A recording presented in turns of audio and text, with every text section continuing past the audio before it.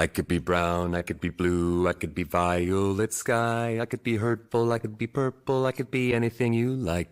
I could be brown, I could be blue, I could be violet sky, I could be hurtful, I could be purple, I could be anything you like. I could be brown, I could be blue, I could be violet sky, I could be hurtful, I could be purple, I could be anything you like. I could be brown, I could be blue, I could be violet sky, I could be hurtful, I could be purple, I could be anything you like. I could be brown, I could be blue, I could be violet sky, I could be hurtful, I could be purple, I could be anything you like. I could be brown, I could be blue, I could be violet sky, I could be hurtful, I could be purple, I could be anything you like. You're watching Poindexter Lounge. You already know. You're watching Poindexter Lounge for the unity. Why don't you set aside an hour or two? We'll have a few drinks and a cup of coffee. I don't drink. Hi, you're watching Poindexter Lounge. I'm choking on chicken. Hey, you're watching Poindexter. That's great. I don't. You are watching Poindexter Lounge. That's great. I don't. You are watching Poindexter. Thanks for the lights, Jay. Roger, Rose, and Call of Duty. I smell like onions and you're watching Poindexter. That's great. I don't. And now I'll make the point better. This joint's clever. In the lounge with Poindexter. So Poindexter Lounge, you know that we can get it in. And now I'm headed up like I'm Led Zeppelin. Hi, you're watching Poindexter Lounge. Do you like nerd stuff? Yeah? Then you'll love this. You never know what might happen or who might show up at the lounge. I just want to thank you for being here and being my friend. It's always good to have someone you could count on. And I'm glad you're that for me. That's great. I don't. Ladies and gentlemen, can I please have your attention? I've just been handed an urgent and horrifying news story. And I need all of you to stop what you're doing and listen. Cannonball! Poindexter, you're getting all excited.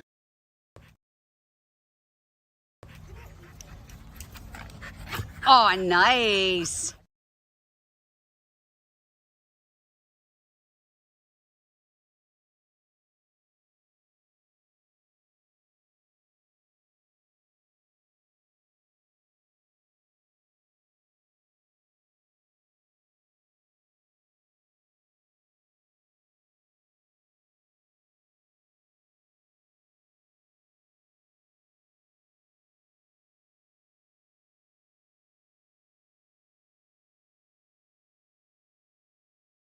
What's up, nerd family? Welcome once again to the Poindexter Lounge. You know who I am. My name is Enosh, aka sometimes people call me Enosh Fett. There's just an old screen name that kind of stuck with me, and it's still around to this day. But hey, it is great to have you all with me in the lounge tonight. Now look, if this is your first time to the lounge, just know that the Poindexter Lounge is a place for nerds. It's a place where you and me and all of us can get together and talk about the things that we love. Things like TV shows, movies, games, sci-fi, fantasy, comic books, superheroes, toys, and so much more. And if those things get you excited, then you found the right place. All right. This is definitely the place to be. So please, if you have not already, hit that subscribe button. Subscribe to the channel. All right. It means a lot to me. It shows me that you care about us, and we try to care about you by putting on a good show and putting out good content for you. And so it means something to us when you in turn go ahead and subscribe and hit that notification bell so that you know when we're going live, when we're putting out new videos and doing those things. And also down in the description below is a link to our Discord. And if you go ahead and join our Discord, you know, sometimes YouTube doesn't always announce when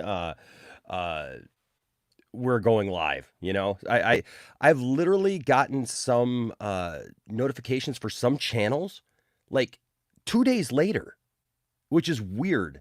But hey, if you join our Discord, which is a pretty cool happening place, then you will get notified right away when we go live. I mean, literally when we set it to go, you're going to get a notification that says, hey, Poindexter Lounge is going on. Plus, not only that, but a lot of the people that we stream with are also attached to our Discord. And so a lot of the friends that we stream with, you'll get notified when they go live as well. So we appreciate it. Also, if you would hit the like button for this video, it just helps get the word out. And also share this video with somebody, you know, tell somebody, come to the Poindexter Lounge. If you don't see them in the chat or something like that, say, hey, I'm watching Poindexter Lounge. You know, Enosh is on. And so there you go. All right. Anyways, it's good to see you all. It's good to be in the lounge tonight. As always, I do want to start off by thanking our good friends at BullySticksDirect.com. Bully Sticks Direct is a great it's a great treat company, chew and treat company for your dogs. You guys know about my dogs. My dogs are super cute. Let me tell you something. Marty McFly, he's our little one. He is something else, man. That little guy, I woke up this morning between him and Harley. They are just the most affectionate dogs you'll ever see in your life. And I woke up this morning just being attacked with kisses from both of them. And they're just a lot of fun. And so my dogs love Bully Sticks from Bully Sticks Direct. And why Bully Sticks Direct? You know, you can get Bully Sticks different places, different kinds of Bully Sticks and different things. But you know, Bully Sticks Direct is a great company. And I don't say that because they're a sponsor. They're not just a sponsor. They are literally people that I know. I've known this whole family for years now. And my friend Greg is now running his family's company. This was a family company, and now Greg is running it. And I'm just so proud of Greg. Greg is a great guy. He's actually done motivational speaking and other things like that. He really cares about people, and I think that's pretty awesome. And he runs this dog treat company. And you know, when he approached me about it, I said, "Man, I'm in." You know, like I know we like joke about it sometimes. You know, about it's a dog treat company. Like, how does that work with Poindexter Lounge? You know, and the nerd stuff or whatever. But you know, when he talked to me just about helping him out, and that's what it started really was me helping him with his TikTok channel and his YouTube channel. So there are YouTube channels for both, and I need to start putting those links down in the description. But you can find them just under Bully Sticks Direct on YouTube or TikTok, and that's where all my little videos that I put out. We put out a lot of videos every week for this, just fun little videos and stuff of my dogs. But my dogs love these treats, and I know that your dogs will love them too. And I wouldn't just say that. My dogs, they know them by name. If they're chewing on something else or into something, and I say, hey, you want a bully stick? They immediately, you know, pop up because they know what they're gonna get. And so, like I said, they're a great company. They got the telephone number right there at the top. So if you have a question or shipping issue or anything, you can give them a call if anything comes up, or if you have any questions or anything, and they'll be happy to talk to you. There's free shipping on all orders. I mean, come on. You're going to order, you're going to get your dog treats and stuff anyways. So there is free shipping on all orders. You can auto ship and save. It's all natural, preservative free, no added hormones or antibiotics. It's a single source supplier. They're really great. There's all kinds of different categories and different things that you can get for your dog. I opened up a package of the jerky, and you know, it's funny, you know, dog food and dog treats don't usually smell, you know, good to humans, but I tell you what, I opened up the jerky, man, and my dogs were just going crazy just thinking about it.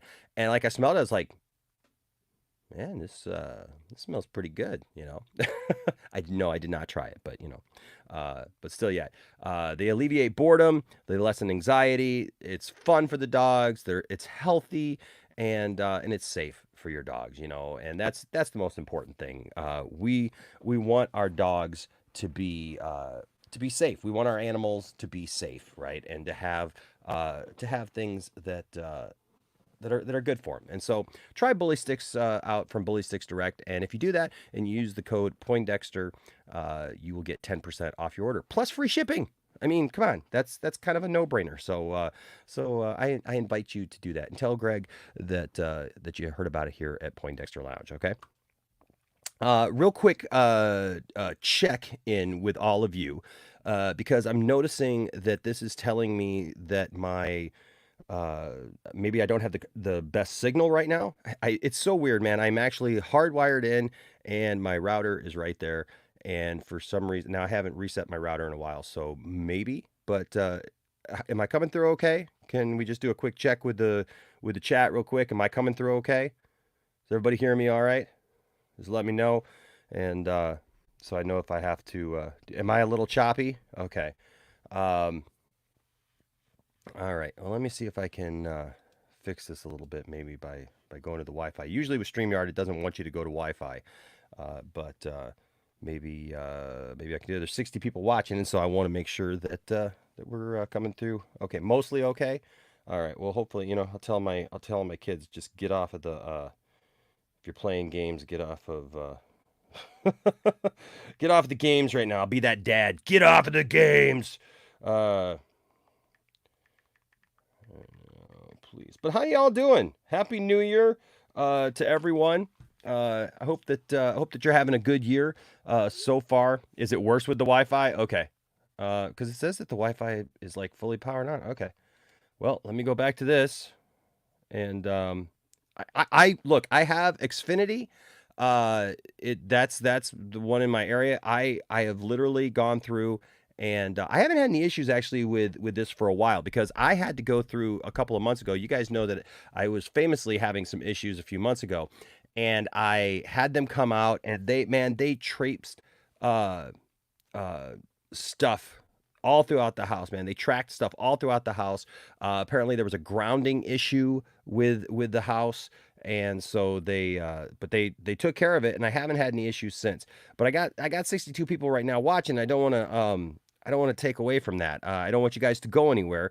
But I'm hoping that I don't have to to reset it, because I don't have anybody in here with me right now. Okay. Well, hopefully this gets better. Let me see if there's anything that I can shut down or anything like that, and that might take care of it as well. But I hope that you all are having a good year so far. It's a new year. It's a new day. Poindexter Lounge is back on here on the regular, and it's good to be here with you guys. All right. As always, I do want to say thank you to all of those who help support the channel. Really appreciate you guys. I really appreciate your support over the last few years. And it means a lot. It really does. It means a lot to us. And so thank you to everyone who's part of our Patreon. And choppy. But the audio's fine. Okay, well, hopefully this kicks back in here in a second, or I might go to a video or something, and hopefully you guys stay with me for a minute if I have to reboot. But thank you to all of our members. Thank you to all of our patrons. And thank you to everyone who gives super chats. You guys don't know, especially right now. Some of you guys know that a couple of days ago, man, we had all kinds of car problems. I actually got under the hood of my car, which is something that you don't see Enosh Fee doing very much of. Let me tell you something.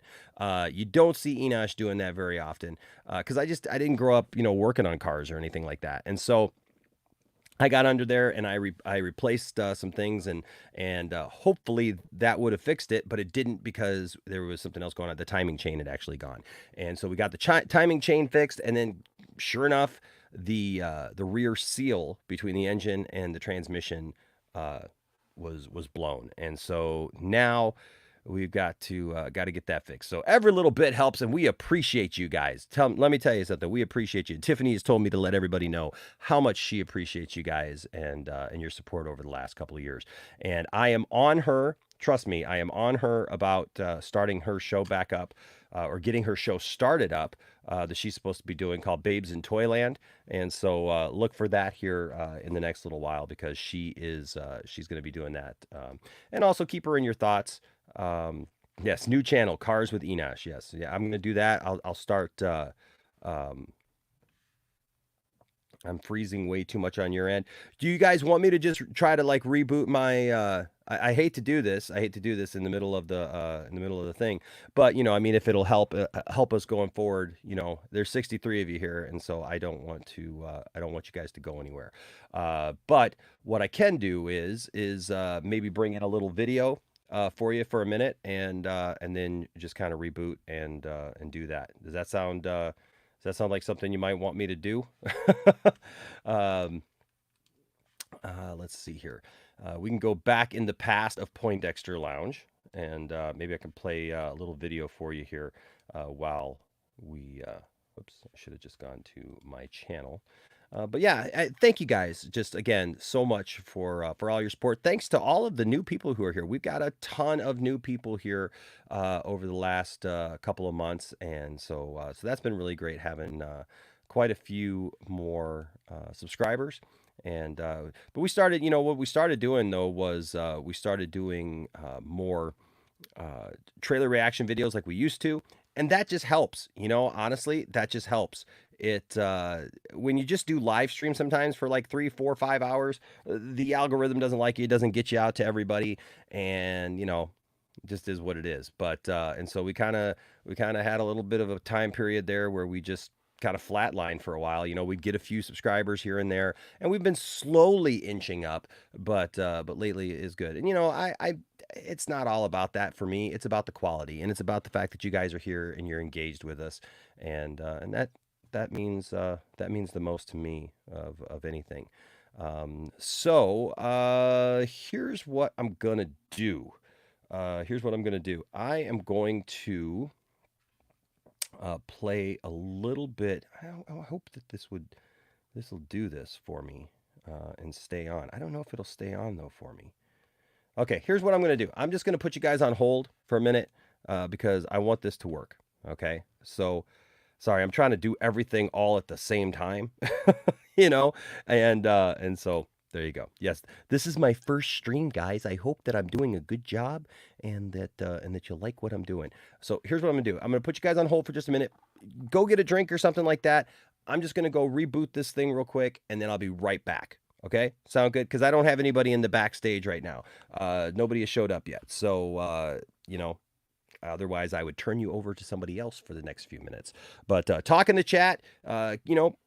Yeah, take a pee break and think about some questions. We got a big night, I will say. A lot of stuff to talk about tonight. Not all of it good. We are going to be talking about the Jeremy Renner accident. We're going to also talk about Uche, who's associated with Geeks and Gamers, but also big Snyder Cut fan. And we're going to talk about the Blue Beetle test screening. We're going to talk about Batgirl. You've seen those Batgirl pictures. What's going on with that, right? And Stranger Things. They're saying that it began with Will and it's going to end with Will. There's been a lot of concern because Will wasn't in season 4 much, and so lot of stuff to think about with that. So we got a lot of stuff, and I'm going to go ahead and put you on hold for just a second, and I will be right back. Thank you.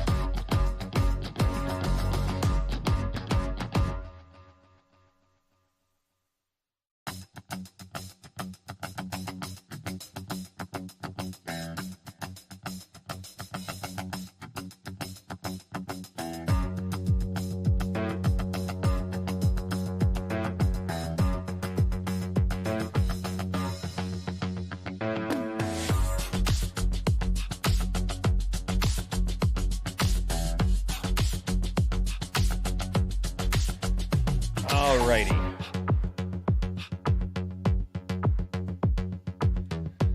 Okay. Well, I reset everything. Hopefully that works. Okay. Well, here we go, folks. We'll just go ahead and get started. And thanks to everyone who stuck with us during that time. All right. Hopefully it clears up. There might be something going on in my area or something like that. Couple of things. First of all, let's start it off with a good old Betty White-ism tonight, shall we? I got this little book of Betty White-isms, and so I like always kicking it off. She always had some positive things to say. She goes, it's important that you do not believe your own publicity. Be grateful for whatever praise you receive, but take it with a grain of salt. So there you go. There you go. It's always good to keep a level head, you know, and to treat everybody with some love and respect for sure. Also, don't forget, if you are a member of the channel, or if you give a super chat of any kind, or you're part of the Patreon, you're in the running for one of our giveaways. Right here is this giveaway right now, which is the Raphael from Teenage Mutant Ninja Turtles. It looks like a cereal box, but it is not. It is this really, really cool Raphael action figure, as you can see right there. It's velcroed in there, and so all you got to do is be a part of one of those things, and you're automatically in the running for it. All right. Okay, so we got some things to go to tonight. I want to say hi to some people. What's up, You Do Suck? What's up, Anthony? Good to see you, my friend. What's up, Anchorman and Larry and Anthony? Anthony, you should get your butt in here, man. I haven't talked to you in a while, bro. What's up, Donovan? Good to see you, Donovan Martin. Good to see you. What's up, Darth Scipio? Always good to see you. Let's see. What's up, Laser Luke? Ken Block passed away. Oh, man. Yeah, it's been kind of a weird day, hasn't it? What's up, Daniel? Good to see you, Daniel. Krampus Jeebus is here. What's up, Kai MFS? Says, Happy New Year, Enosh. How you doing, man? I'm doing good, man. I'm doing really good. I'm feeling really good about stuff and how things are going right now. Even in the midst of all the car problems and all that stuff, you know. What's going on? Integrity. And by the way, Integrity, be looking, because we will be announcing that Superman 3 watch party. Okay, I'm on it, man. We're going to do this thing. What's up, Vikram? Good to see you, Vikram. Blake is here. Good to see you, Blake. Levon is here. You know, they might be playing Fortnite, but Landon's not here tonight, so I don't know what's going on. But you know, everything in the house works on the internet. You know what I mean? And so it should work just fine, but sometimes it's just, you know, it is what it is. But yeah, even Landon at his mom's is probably sucking up bandwidth. Okay. Who else is here? Ryan Hartwell's here. Good to see you, Ryan. Larry is here. I know that I saw Tony. You know, Tony, you are absolutely welcome to come in as well if you want. What's up, Ryan? You know what? And if we don't get anybody, I sent out some invites. But you know what? On nights like tonight, if people are busy doing stuff, it is a Monday. People are trying to get back to work and all those things. I might put out the link here and see maybe who wants to pop in if you have some questions. What's up, Rhea? You know, you're always welcome, Rhea. Who else is here? Ibrahim is here. Good to see you, Ibrahim. Keely Chow is here. Good to see you, Keely Chow. Jason Nees is here. Always with that. After these messages, we'll be right back. And you know, it's my greatest fear, right? Because we had 69 people, and now we're down to 42. So hopefully they come back. Hopefully they just give us a few minutes and then they come back. Let's see here, because we had a good thing going. What's up, Nova Joe? Good to see you, Nova Joe. Let's see. You're absolutely right, man. TMNT 1990, still absolutely hands down the best Teenage Mutant Ninja Turtles movie, and I will stand by that, man. I have not seen anything better than that ever, as far as Teenage Mutant Ninja Turtles, man. It is what it is. What's up, Jared Jar Jar's Faja? Good to see you, my friend. Okay. We got to do that as a watch party, though. 1990. This will be a year, man. We're going to do a bunch of fun stuff like that. All right. Also, yeah, man. Hey, with me now is Anthony. What's going on, Anthony? What's up, Peanut? How's you doing? Good, man. Happy New Year to you, sir. Happy New Year to same to you. Did you have a good holidays and New Year? Yeah, been great so far. Good. Good, man. I'm glad to hear that, bro. So we got a lot to talk about tonight, man. Before we get into the serious stuff, and hey, RJ's here too. What's up, RJ? Hello, what's up? Oh man, you know what? I had like almost 70 people in here, and my internet started acting up, and I think I'm still might be a little bit choppy. So I tried to reset everything, and so now we're just trying to get everybody back up. Yeah, StreamYard's been weird lately. It always is. StreamYard just deleted like a bunch of my pre-recorded videos the other day, so I don't know what's going on, man. I don't know. It is what it is. But okay, so we got a lot to talk about tonight, but I did want to I did want to talk about a couple of things though. First of all, can we talk about this picture? Is this picture? I know that the costumes and like the individuals are real. Is this an actual promo photo though?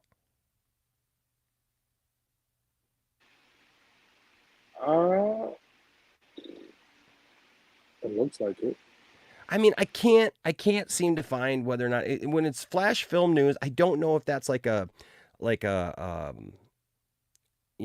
Twitter thing, or it's like somebody put it together or whatever. I mean, because I could see that, but I don't know, man. I mean, don't know. No, the second Barry. Oh my God, his neck. What is wrong with his neck? Yeah, dude, we're gonna talk about that. Yeah, it's frustrating because I'm trying not to be too negative about it, for sure. I'm trying not to be too negative about it, but it is kind of weird. And here, I'll pull that. I got it on a second little thing here, but yeah, this, because I'm gonna see this movie. I'm gonna see the film. I know that there's people who don't want to see it, and that's fine. But yeah, when you close it up, man. What is wrong with his neck? Like his neck. That neck thing, man, is weird. Also, here's my question. If he's the Flash and, he runs really fast, just putting on a Batman suit, does Batman have the proper equipment on his suit? No. To resist, like, it disintegrating? No, this is Michael Keaton's suit from that universe. This is Barry from Michael Keaton universe. So, yeah. I mean, but I don't understand. He could have made his own suit instead of. It's weird. It's so weird. So I don't know, man. Yeah, I agree, Anchorman. He's smiling kind of weird. I mean, but look, I get it if it's yeah, I know it's the old Batman suit. So I mean, it looks fine for that. Now that would be interesting, Laser Luke, if they did it as Red Death. That would be interesting. I don't know that that's what they're doing, because it's not going to be Bruce Wayne, but I wish it was just a reverse Flash. Me too. I just wish it's very simple. Like, come on. Like, Ryan says that Flash. Hey guys. Hey guys, it's me, the Flash. Remember me? Yeah, it's. Yeah, I wish it was Reverse Flash too. It should have been, Anthony. It really should have just been Reverse Flash. I don't understand. Like, who's the villain in this movie? Like, there's supposed to be 3 Barrys in the movie, and one of them is supposed to be the villain. So, like, he's a younger Barry. Yes, he's young. Yes. Now, you know what I'm waiting for? Is I gotta. Here's Supergirl. She looks good. I like that. She has No. Here's the thing, man. She's not smiling. She's got a big grimace on her face. She looks angry. She looks like she's scowling. And you know what? I blame Zack Snyder. She's not the smiling, happy Supergirl that we're used to. She's emo. Sorry Supergirl. about that. My whole setup got messed You're up. all right. I don't even You're know all what right. happened. But no, in regards to this, yeah, these are real. I'm not sure if the image as a whole is real, but these are Yeah. real promo images of the I know actors that and they're. their I know. costumes, Yeah, I know that they're real images of the costumes. That I do know. But it's hard to tell if that's like a real promotional image or not, though. I think it is, but I don't know. I think both of the Flash costumes look absolutely atrocious. I really don't like either of them. I really don't like either. Like I especially the main Flash costume, like the cowl is just really CGI. off-putting to me. It's just really like I don't know. Like, why did they make a CGI Flash costume? I mean, again, like costumes aren't like the end all be all. Yeah. But it's just like, if this is the first look at the movie that we're getting, it kind of sucks because it's not a good first impression. You know, it's just. And I get what they're going for with the other Barry wearing the Keaton batsuit and spray painting it red and cutting the ears off, but it looks so goofy. He looks like a thumb man. It just I don't. Yeah, I know. We were just showing that one. I got something else to show you in a second, but yeah. He looks like my sleep paralysis demon. You know, he looks like I wake up in the middle of the night and that's what I see. I'm sorry. Damn. Wow. You know, I'm reserving judgment. I'm reserving judgment. I mean, costumes don't make a movie. It's just well, and I get that this is a makeshift costume, you know, and I mean, for a makeshift costume, it's fine. But you know what I was asking? I don't know if you heard what I asked. Like, does this suit is this suit able to hold up if he runs really fast? I don't know. I mean, that's another question too. Like, the Keaton batsuit material is enough to hold speedster energy. I guess I don't know. Maybe that Flash. Well, I'll see you in hell. Like Ben Affleck makes Ben Affleck Batman makes Barry Allen the new suit, so I don't know how the second Barry Michael Keaton suit that's what's going to get destroyed. There's no way. Like, come on. Unless Michael Keaton somehow got amazing tech after 30 years. Right. Well, you know, it could very well be. But Jay says that isn't a Supergirl that shows hope, and You Do Suck says she's not happy. Boycott. Yeah, I mean, she's angry, meant to be very good in the movie, although she doesn't have much to do. You know. Yeah. I mean, I don't know. I just think conceptually this movie's all over the place. This cowl really, is bad too, though. Yeah, it's really bad. It's really bad. The suit actually looks okay here. It's the cowl. But that cowl, man. Yeah. The suit pushes his head. But the cowl. Yeah. I think just conceptually overall, I feel like this movie's just flawed to begin with because you're asking for the very first Flash movie with this Barry Allen, who we kind of got to know in one Justice League movie, and now it's like, hey, we're gonna do a multiverse adventure where it all hinges on a Batman from 30 years ago. Yeah. Which I'm like, if you love Batman 89, I'm sure that excites some people, but it's not like, I don't know. I just don't think it, conceptually, I just think the whole movie's flawed because I'm just like, this is the first Flash movie we're getting. It's like this giant multiverse Justice League kind of movie. I'm just like, sure. This Flash movie, the Flash movie was supposed to come out in 2018, directed by Rick Fumeria. What do you pronounce his last name? Yeah, it was meant to be something like, it was meant to be a buddy cop movie between him and Cyborg initially. Yeah, that would have been amazing. And then you cut, Ray out of the Flash movie. You're supposed to have maybe 10 or 15 minutes in the movie. Like this movie is. Well, at one point he was the co-lead, and then it became he's just gonna have a cameo, and then it became he's not in the movie at all. Cyborg was always in every Flash script has Cyborg in it, no matter what. It's like he's just Michael Keaton's a kind of a small guy, man. He is a small guy. What's up, Film Goblin? Hey, Enosh, thanks for having me on again, buddy. Yeah, man, no problem. No spoiling movies for RJ tonight. Hopefully. I will report to you that I did tonight. Tiffany and I watched that Nicolas Cage movie. Oh, there you go. Yeah, the Unbearable Weight of Massive Talent. Unbearable Weight of Massive Talent. Yeah, it was actually really good. I really liked it. I enjoyed it. Nice. I enjoyed it.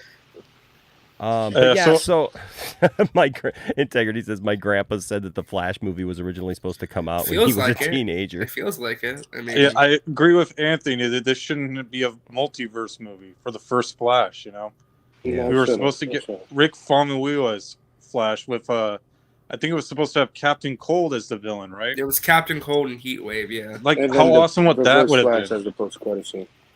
So, and I'm just like, if you see this as the first Flash, knowing with this poster, and if you're a Flash fan, you got to be embarrassed. This is just it still brings up the whole point, right? That because of all the pushbacks, because of all the fact that the Snyderverse has all the stuff that's happened, with that, and now we know that they're not going to continue, that. Well, hold your horses because I got something to show you. But yeah, I mean, all intents and purposes, we're not getting any more. Snyderverse, and all that stuff. Cavill's gone, but it does start to now feel like a road to nowhere. Well, and that's what I'm curious about because, like I said, I chose like a while ago. I'm not really interested in the movie to begin with, but for those that are interested and going to go see it, my whole thing is one. I hope it at least serves as some kind of nice conclusion to the current storyline in some way, and two. Even if it doesn't really go anywhere in terms of being the setup for a reboot or a story idea that they initially had plans for, at least it could be a good enough standalone story. Maybe, I mean, they were adding stuff to the movie, cutting stuff out, and now it's like no clue. Who agrees that this hold Flash that shoot thought, Nova Joe? Who agrees that this Flash shoot looks worse than the CW ones? Though? Oh, you talking the Golden Boots? Well, both of them. Yeah, both of them look. Yeah, both of them look worse than. Well, that CW looks one. ridiculous. I'm sorry. Yeah, that is ridiculous. ridiculous. This one looks. I like this one the down I here. like the Supergirl suit. I actually kind of like the Supergirl one too. Yeah, I mean, she looks good. But what Simon is Ezra Section here- Miller's body looks like? It's all bulky now. Yeah, because it's CGI. It's all CGI and prosthetic. and that's the And you know what? problem. You guys want to know the sad thing too is with Zack Snyder's Justice League 3, I think he was going to give us an actual Flashpoint movie with Jeffrey Dean Morgan as Thomas Wayne's Batman. Maybe. I mean, we don't know for sure, but I mean, maybe. My God, dude, if that's true, like we missed it. Like, Well, it's there's so a lot of things unfortunate. we're missing out on now. It's I mean, there's- unfortunate, dude. Yeah, there's a lot of things we're missing out on. But I mean, Simon Section here with a $2 super chat. Thank you, Simon. Says I'm not getting Homecoming good from this first look. I gotta agree with you. And it's sad too because Warner Brothers announced that they were doing a multiverse thing and had the concept and had all these things ready to go. And you know what? It's the same thing with Batman v Superman, right? Like, and I don't want to make this a Marvel versus DC thing because it's not, okay? But it's unfortunate that like Marvel has been able to beat DC at their own games, like at their own rules and their own things on some of this left stuff, and right. Yeah, I mean multiverse stuff, Batman v Superman, and I would say personally, I love Batman v Superman much more than I like. I'll say much more, but a lot more than I like Civil War. Okay, for example, and I know people love Civil War, and I won't get into that argument tonight. But I think the Captain America movies are some of the best Marvel movies that are out there. So it's still a really good movie. I have some fundamental issues with it because I think that they just tried to make it an Avenger movie and there was no real stakes in it. But that's a whole other thing. I personally think it should have been a Captain America 3 insteid, but that's here near there. I think that's a whole other thing. Yeah, but like I said, I don't want to get into necessarily that argument, but as far as the public is considered, people really love Civil War, right? And hands down. But that was I was just reading an article, a few days ago about that, about the inspiration behind that, and that a lot of things that DC has done has actually given Marvel some ideas and some things to do, and that's why it's a good thing to have competition. The issue is that anytime they've tried to introduce a concept or done anything with their universe, they get stuck in development hell for like 5 years to where it's old news by the time they get to it. Yeah, like and that's You know, because you have it's funny because they had Darkseid and the Steppenwolf stuff. It's like, who cares? We just had Thanos, and you have the multiverse stuff, and then it's like, I don't know, because you're think, arriving late to the multiverse party like 5 years later at this point. You know? Yeah, but I think the dark side. Like, I'll be honest with you, I don't personally like Thanos at all in the MCU. I think it's all a matter of subjectivity. I think they chopped his balls off really in the whole MCU. I mean, he did what he set out to do. But in terms of who became the cultural iconic villain, I mean, Thanos overtook it at the same time when they were trying to get that Darkseid storyline going. I mean, but they took so long to get to it. What's hypocritical is people saying that Snyder was rushing it, but yet this Flash movie is a complete total rush right off the bat by doing a Flashpoint multiverse movie as his first solo movie too. That we're ever going to get on the big screen. But you could say rushing, but really, I mean, this movie was supposed to come out 10 years ago. Yeah, they were taking their time with this. I think what's going to be interesting to see is at the end of the day, when these movies come out and we move on and we do whatever, it's going to be interesting to see how many times they actually changed this movie, even from what it was supposed to originally be. Well, I expect it to at least be like 3 hours long if it took them this long. Oh no, this is not going to be a 3-hour movie. No, it's going to be 2 hours and 30 minutes. It's going to be probably less than that. It's a pretty briskly paced movie. But yeah, so there's that. It's unfortunate. We got that. But how many guys, Ezra Millers are in this movie? There's 2. Just 2? Two. Possibly 2. 3. Possibly 3, but we know for sure 2. But guys, listen. This is the big news of the week. I'm telling you right now. Check it out. Last week there was these, rumors that Deborah Snyder was going to Warner Brothers and she had a meeting, and I mocked it. Listen, I laughed and I said, no, there's no way. And then today I'm on Facebook and I'm on Twitter, and sure enough, this pops up. And guys, I'm now I'm convinced, man. Just check out this proof, okay? And check out what may be going on right now behind the scenes. Are you ready? Have you guys read this? Have you seen this? No. Okay. I heard about okay. this. So it just starts off all caps. There was a meeting. There was a meeting last week.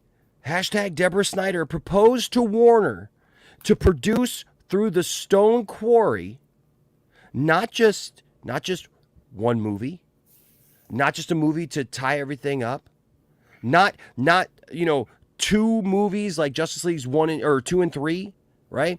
Not Justice League's 2 and not 3 movies, not Justice League 2 and 3, and then also maybe a Man of Steel movie, right? Not even the 8 movies that I was talking about that other guy. Talking about like I just want these 8 movies and then you guys can, reboot it. No. 10 films that Warner to produce through the Stone Quarry, 10 films and series. 10 films and series to be released, not over like a long period of time either, guys. Oh, no. This is to be released from 2024 in a period of 3 years to completely close the Snyderverse. That's like more release projects than in the history of any franchise ever. In 3 years, to release 10 movies and series all at once. I've never heard of that. You can't do that. That's impossible. Look. I swear to God, part of me hopes that this is completely true, and I have to come and apologize to whoever put this out there, because this would be unprecedented. There are not going to be 10 movies coming out in the space of the next 4 years. I mean, starting at Snyder 2024 and lasting for 3 years till 2027. Guys.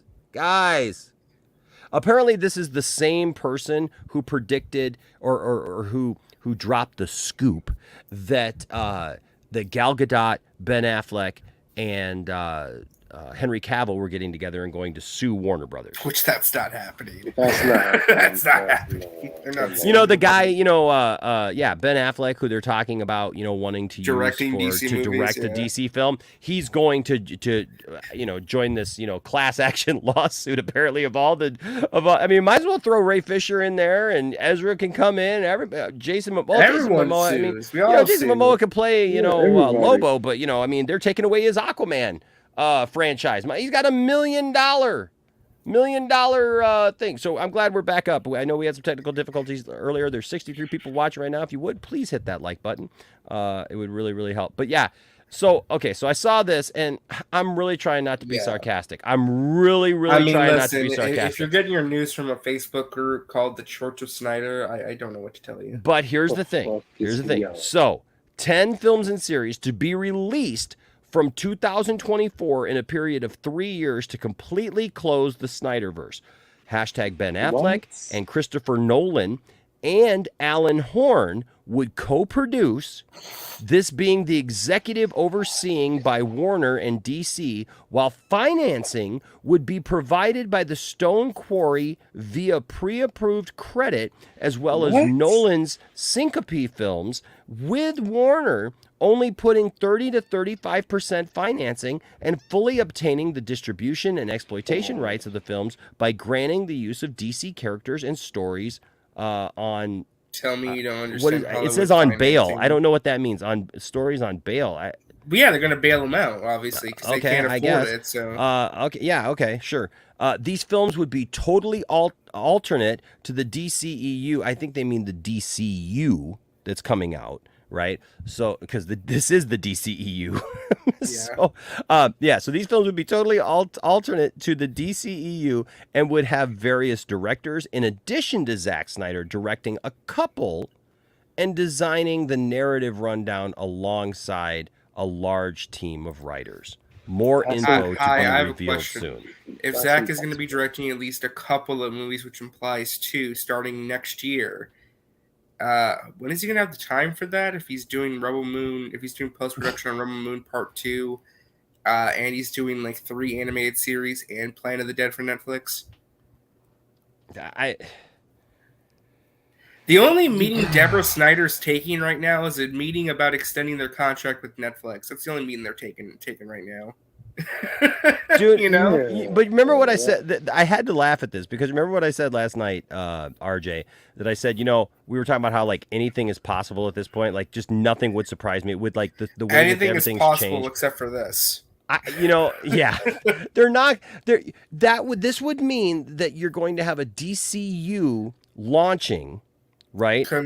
Concurrently with another universe finishing. Concurrent. So I do think that they're going to have an interesting time with Batman. I read an article about this and I had to kind of agree with it because if they're not going to bring Pattinson into this world. Oh yeah. The Batman situation's very. The Batman thing's going to be weird because then you're going to have to launch another young Batman at the same time that you have a standalone Batman and another Joker.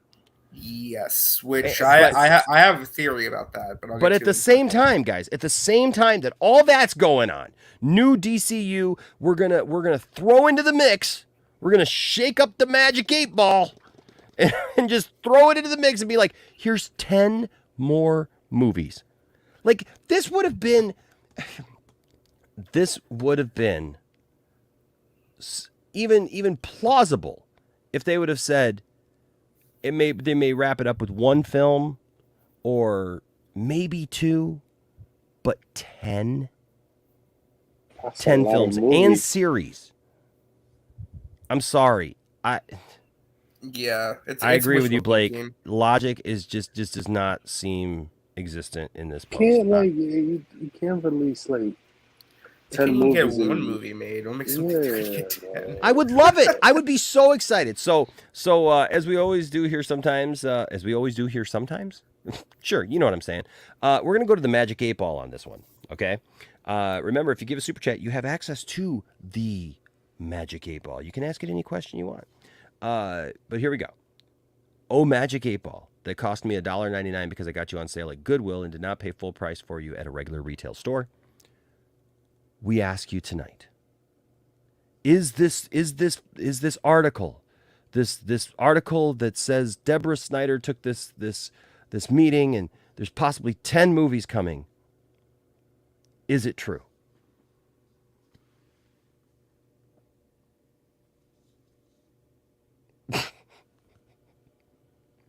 It just straight up says yes. Wow, it might actually be true. Magic 8 Ball's always right. Sorry, Magic 8 Ball. I love you, but this the Magic 8 Ball's like, then why'd you ask? right, exactly. So this was a crazy thing. I do like the picture of Deborah and Zach, but yeah. You know, when I first heard that news that she was going to have a possible meeting at Warner Brothers, I thought, like, you know, it could be a possible chance that it could be something related to Wonder Woman if they decide to still do a third movie with Gal. But that even I didn't think that would be true. But I think that's a better possibility than doing like another Snyderverse Justice League film or whatnot. You know, Magic 8 Ball is part of the Church of Snyder. Oh hell no! Magic 8 Ball is on cocaine. Senior Nerd says, "Well, there you have it, folks." And Laser Luke says, "Magic 8 Ball is a 10 liar." films in in 5 series. That's impossible. No. Oh my gosh. Okay. So and then in a stroke of either genius or more likely really bad timing given everything that's happened, Warner Brothers is releasing a 2-film collection of Black Adam and Man of Steel together. How does that even make sense? No, think about it. It's the birth and death, life and death. It's the movie that kickstarted the DCEU and the movie that killed it. So it's like film history. You get to see what began a universe and what killed a universe. All in package. I'm sorry, but sometimes I want to smack the shit out of one. Right. I mean, I know these things are usually planned and everything like that. But Black Adam's not even going to be the last movie of that universe. Yeah, it's still the movie that was the. That's true. That's true. But I get it that Cavill was coming back and that he was in the movie, but good Lord, like really. This is like for digital though, and physical copies at like Walmart or something for like a bundle when this movie inevitably hits the bargain bin. Dumb. How about release a bundle with every DCEU movie? And they probably will buy that. But you can there's quite a bundle that it's got like. I know the one where it have Justice League in it. Yeah, I know. Yeah, I saw that. I thought I saw one that also though has Zack Snyder's Justice League in there too. But yeah, but it's got like a ton of the films in it. I don't know. Come on, this is disrespect. Actually, funny enough, did you see the news actually today about the Warner Brothers 100th anniversary? That they are doing what they're doing is to celebrate. Warner Brothers Discovery is re-releasing for the first time a bunch of their legacy films on 4K Blu-ray. Okay. And one of the big releases they're touting for this year is a Superman 5-film collector set, which will be the first time, apparently, they are re-releasing the Christopher Reeves movies and another movie are on 4K Ultra HD. That's what they're saying. They're saying they're doing some big Superman collector set this year. So, I have the first one on 4K, but I think it might be Superman 2 to Man of Steel or something like that. No, apparently it's the Reeves movies and Superman Returns that they're re-releasing. The Reeves movies. Yeah. It's Christopher Reeves. But I don't get it right, bro. But I don't count Superman Returns as part of that universe. Well, you're wrong, but it's okay. Well, for one, here's the thing.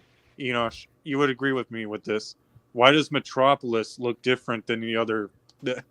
If it's supposed to be the third movie in the Christopher Reeves universe, why does Metropolis look different than the first two? It's called modern CGI.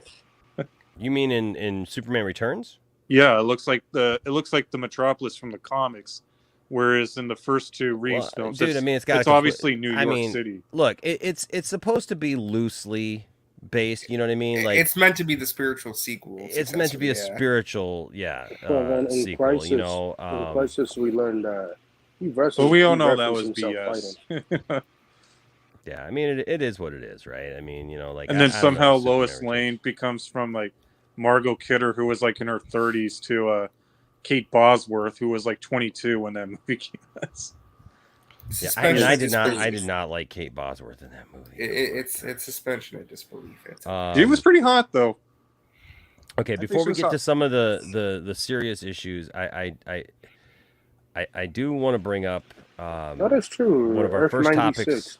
One of our first topics of the night, and that is the Batgirl movie and these pictures that came out. And there was a video. I can't find it now, but there was a video of. Did you see the video of her coming down through the ceiling? There's been a lot of videos they've been releasing. Yeah, I saw that with few the months. Christmas tree or something like that. Yeah, there's like some weird thing. It almost looks like from Batman and Robin, to be honest with you, because you know It does, yeah. you know that scene where they come down to the ceiling and like they do that weird fight and they're flying really straight. got all that neon Batman, lights too. Batman's like going Yeah. straight this way right through it. That's what it looks like, and but she comes down from the ceiling, drops on this thing, and then falls on the ground. I don't know. Yeah, it looked really cheesy. Yeah, I mean, too but much like, wire I mean, work on it. It probably But- will look better in the movie. Yeah. So I wish but we we- have I wish this. we Okay. missed a cut. You know what I got from all of this. To be honest with you, the vibes not that I bad. got the vibes that I got from all of it was Batman. It was the '60s Batman. That's the vibes that I get from this a lot. Between the final suit that we'll show in a second, the motorcycle, just the feel of it. If you look at the Yvonne Kitts or Yvonne Craig's costume from back then, it does. Well, yeah, it's meant to be looks like that. it's meant to be like Burnside or like the Lego Batman movies, Batgirl costume. I mean, I'm fine with it. I don't. So there's this. You know what? I'll be honest with you. Given the comic, like I'm actually okay with this costume. Oh yeah, it's a cool costume. This for Firefly, Firefly yeah. costume, though. Again, though, my whole position on that. I mean, if you look at some of the Marvel costumes on set, like they're not exactly. Dude, like, they the don't. best They, looking. they don't look like nonsense like that. Look at that big old head, dude. I mean, Again, I the need to see. big I old would bug-eyed need to see thing. in the context of the film. I'm not going to Maybe, hate on it. 'Cause but I need to see maybe, with but you know natural what though? lighting and all that. Here's the thing: as I'm feeling more and more that we really that it was absolutely true, and we dodged a bullet with still think we should have with saw the this movie. with this film. I It should've really came feel out. like we dodged a bullet with this film because it was going to be low level quality. But does it even matter at this point, though, if everything's getting rebooted and everything's scrapped anyway?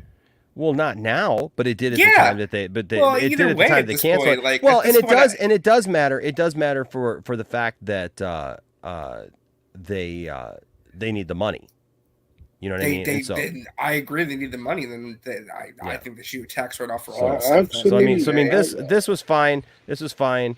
That's you know, not bad actually. this is Yeah. fine. This is I'm not just saying, bad. if like everything, if we're rebooting anyway, this movie really should just came out because it honestly doesn't matter at this point. I think you show it to the people who actually cared about it and wanted to This see was it. interesting. Do you think that she was just messing around on set with this, or like that maybe this was like something that like before she puts together a Batgirl suit, like Keaton kind of like helped her out a little? I don't know. I don't know. I It's think she was interesting to think messing about. around. I think it she was her probably- messing around on set or like Yeah. bundling up. The only reason it makes me think that it wasn't just her messing around is that she's got the black eye on there, you know, the eye makeup, you know, so it's not, you know, if it just showed her putting it on, plus the rest of her's covered up, so I wonder what it would have been. You know, I agree, Laser Luke. I think Brendan is as weird looking as that costume looks. I think that Brendan Fraser would have done a great job as the character. By all accounts, he was one of the best parts of the movie. Yeah, I mean, So he's having would've such a liked to have great seen his performance. He's having such a great Career comeback right comeback. now. He's on Doom Yeah. Patrol too. Yeah, he's on Doom Patrol, and so he's having a great comeback right now. So I think that he would have definitely done well on the character. That costume though, just Yeah, this My- costume. I guess my mentality is like the movie already got canceled and thrown away like trash, and I'm not going to kick it while it's down just because we got new photos at this point. Because like for me, my position is if we're already scrapping everything else, this should have came out. But this, I'm sorry, This I'm fine with that. I'm not. This looks like some CW pieced together. I don't like this. I just don't like it. Yeah, I don't like Again, it. my position when it comes to on-set costumes, it's always been this. I need to see it in the actual film with natural lighting and special effects added. Maybe, but I just don't like it. I'm just I stating. guess, but you could also compare it to like the Snyder film suits where they don't need any of that and they just still look good, you know. I agree. I've seen those things up close. I've seen them in pictures and everything, and look, nobody's got to apologize for liking it, you know, Luke. I mean, if somebody likes it, if you guys like it out there, that's fine. You know, like I don't have a problem with it. But yeah, I kind of agree. I don't like the cowl. I don't like the it just looks weird to me.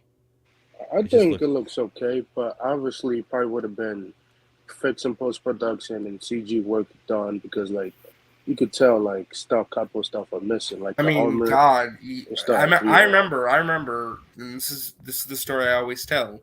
When they were filming Captain America: Civil War, they had an on-set Spider-Man costume and they had an on-set Black Panther costume. Yep. And both are absolutely atrocious. They were horrible-looking on-set costumes. You go to the final product with the movie, though, they look great, completely different. You know, so that.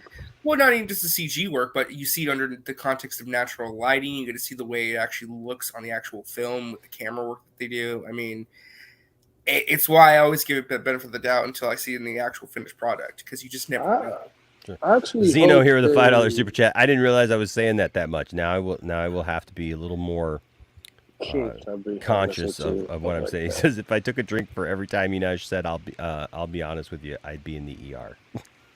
I'll be honest. I hope they release. Thank you, Zeno. Yeah, I mean the only aspect of the costume I can kind of I think the cowl makes her head look a little bit protruding a little bit, but other than that, like it's fine to me. I don't really mind. I mean, look, integrity is usually very, very positive about stuff, and even integrity says, like others have said, Batgirl looks cheap, and it gives me Lifetime made-for-TV vibes. That's the same vibes that I get. That's just my opinion. I know the Batwoman suit from the CW looks better. No, it doesn't. No. Hey, Alien. No, we're just, I'm just talking about these pictures came out, and I'm just, we're all sharing our thoughts on it. Some people are going to like it, some people aren't. It's not. I mean, it's not the end of the world. It's not a big deal. I'm not judging the entire thing off it because I can't judge the entire movie off of what it looks like. Yeah, it's just, it's unfortunate. I've gone on record and I've said how much I get it, and I feel bad for the cast and the directors and everyone who worked on it. I get that, but I still stand by what I said a few months ago, and that is, jobs are jobs. Everybody got paid for it. I get it. I'm an artist too. I'm a musician, and I've done other things, like that, and so I get it, but. In the same token, I think that they're all going to move on, and even the director said, they would come back even and work for Warner Brothers again. Now everyone gets to feel like the Batgirl casting crew do, because now everything's gone that you wanted. So yeah, I mean, it sucks. It sucks, but I want to see like artwork from this final costume. And I hope they release the next edition probably. I hope they release the artwork for this final costume, because it probably would have been fixed in post-production. Add a couple of CG to it. So, yeah, I mean, the concept art that they released when they announced the movie looked great, honestly. So the DC Fandom one? I'm sure they're going to release more production artwork eventually. Someone will drop something. I mean, now, speaking, this is a great segue, because your boy Malik says, now that Blue Beetle suit, on the other hand, looks amazing. I got to agree with you. I'm not even that excited, honestly, about seeing the Blue Beetle movie, because I understand the modern Blue Beetle and all that stuff. I preferred the old version better, but that's me. You mean Ted Kord, right? Yeah, Ted Kord. But this Blue Beetle costume looks great. Yeah, no, this is I think it looks fantastic. I mean, it's a great on-set costume. I mean, and that's without the special effects added to it too. Effects, yeah, I still don't think this movie comes out this year. I think they push it off to next year. I think it's going to be reworked into a DCU movie, but I could be wrong. Well, and this is a good point too. Well, yeah, Nova Joe's right. Blue Beetle looks like a DCEU suit. It does. It just looks better. Daniel says Blue Beetle costume looks great even in the daylight. I know we're all sitting here talking about, well, it's these pictures. It's not, I got to see it in the this and that. Dude, that Blue Beetle suit, just looking at it on the street in the daylight looks amazing. I can't wait to see what that thing's going to look like in the actual movie. If it looks that great that way.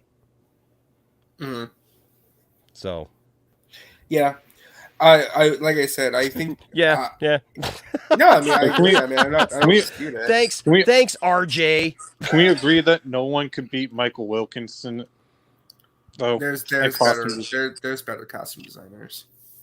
But Michael Wilkinson was top notch for the DC. He was good for what he did. I mean, he's not the end. Batfleck, Man of Steel suit, Wonder Woman suit, the Aquaman first suit. Although he had a second suit that was in Aquaman 1, the one that you see in Aquaman. So he made that suit. So yeah, I swear, I'm sitting here just making a point about about about what I think of it, and RJ's just like, yeah. No, I mean I agree. I mean I don't have much to add. Okay. I get what you're saying. I agree with that. Just like okay. I don't think the Blue Beetle is going to be the first DC movie. I think it's still real to be. No, it better not be. I hope not. No, it is. It is. Reason being, I can tell you right now. Enosh, you agree with me? It better not be the first DCU. It's going to be the first DCU movie. They're pushing it to next year, and the reason why I can tell you that they are it is the only Blue Beetle. You think they're going to retro it and pull it into that universe and not have it be its own thing? Yes, and let me explain why. Okay. It is the only movie coming out this year that James Gunn has promoted whatsoever on social media. That's true. And it's also the only movie from this year's slate that he's actually talked about whatsoever. Everything else he's ignored. Blue Beetle, no. And it's so far removed from everything else. It's super standalone. It has nothing to do with anything in regards to the DCEU. You can easily push it to next year, and it can be a DCU movie easily. Well, they say in touchscreen, they say they reference Batman and Superman. Yes, but it's name drops, and those can easily either be cut or they can easily just re-represent a new version. Too. So, Ryan is right. Yep, you should get Saggy on since you're talking about Blue Beetle. Saggy is actually backed off a little bit from the Blue Beetle talk. She still wants to see it, obviously, but no, Saggy's always invited. Saggy's always invited, and if Saggy wanted to come on and talk Blue Beetle, Blue Beetle became popular because of Brave and the Bull and Young Justice. Yeah, I mean, Jaime Reyes is a great character, and I'm really excited to see what they do with that. Because I think you have it's basically like a love letter project. It's like very much like Blue Beetle fans making a Blue Beetle movie at its heart and soul, And I think it's interesting too because we've heard a lot about it being very much about the Latino community. It's very much going to be like an English language movie for most of it. A lot of subtitles, like actually speaking the actual languages, which could be cool. So that eye makeup would take a while to put on integrity. That's actually one of the things about the Batman that I love. I know people griped and complained about it, but I actually really like that about the Batman movie because of the fact that we all know that Batman puts on that black eye makeup, right? And so I mean, there's that one famous scene in Batman Returns where 1 second you look at Michael Keaton and he's got the black makeup on. Yeah, he pulls the mask off and it's gone. Yeah, like right before he lifts it off, it's gone. It's like we weren't going to notice that or something, Well, maybe the Kyle has clean it and feature to clean his face. Yeah. So Crazy Joe's with me on that one. I maybe I need to rethink my my whole life. No. I gotta give Joe a hard time. Yeah, I would be a little more excited about it if it was Ted Kord, but I get it. I understand why. Well, actually, they say that he's both versions are good. I think both versions should get some kind of love in the movie. I don't. Yeah, I mean both versions are fine. I prefer the Ted Kord version. Well, people are saying that Ted. There was another one that came before Ted Kord too, right? original. Blue Beetle's a weird character, because that was like he's got some weird origins. Because I think there was one before Ted Cord. Now, what were you saying, Anthony? Well, he's part of the Justice Society too. Oh, I was saying that people been saying that in the test screening that Ted Cord is missing in the movie. Oh, that might be cool. Yeah, like the implication is that he's missing and not around, possibly because he's with Booster Gold in time or something. So if they do it that way, Yeah, that and the question. I love the question as a character. But speaking of Blue Beetle, there's this news that came out, and this is from the direct. So typically, pretty decent. But for the direct, it says new exciting information about reactions to a screening of the DCU's upcoming Blue Beetle movie was just revealed to the public. The DC Studios film set to release in August will follow Jamie Reyes as he learns to adapt to new powers gained from an alien beetle binding itself to his body. This origin may sound familiar to fans of the animated show Young Justice, as its second season told a similar story. The movie wrapped production in July 2022. It will feature George Lopez, Bruno Marquezine, Belissa Escobedo, Harvey Gillian, and Susan Sarandon, alongside the main guy. She's the main. Is his name Zolo? I think it's pronounced Cholo Maridueña. Is it Cholo? Okay. I think it's Cholo, yeah. Okay. But here's the information. It says, in an Ask Me Anything Twitter thread on Sunday, the big screen leaks. Are you guys seeing this? Yes, okay, I did share it. yes, Okay, I'm yeah. sorry. I started reading it, and I was like, I want to make sure that I shared that. Okay. So the Big Screen Leaks Twitter page answered two questions about reactions to a test screening of DC Studios' upcoming Blue Beetle. One fan asked in the thread about the action sequences, prompting Big Screen Leaks to respond that they sound super entertaining. At Vengeance Lame said, how were the action scenes received in any of the Blue Beetle test screenings? At Big Screen Leak said, extremely well. It's lots of hand-to-hand combat action sequences, and they sound super entertaining. Separately, the account was asked which actors' performances stood out to test audiences, prompting a concise response. From test screenings, who's gotten the most praise for their performance in Blue Beetle? And it's Cholo and George Lopez. I'm not surprised. Yeah, I'm not surprised. Yeah.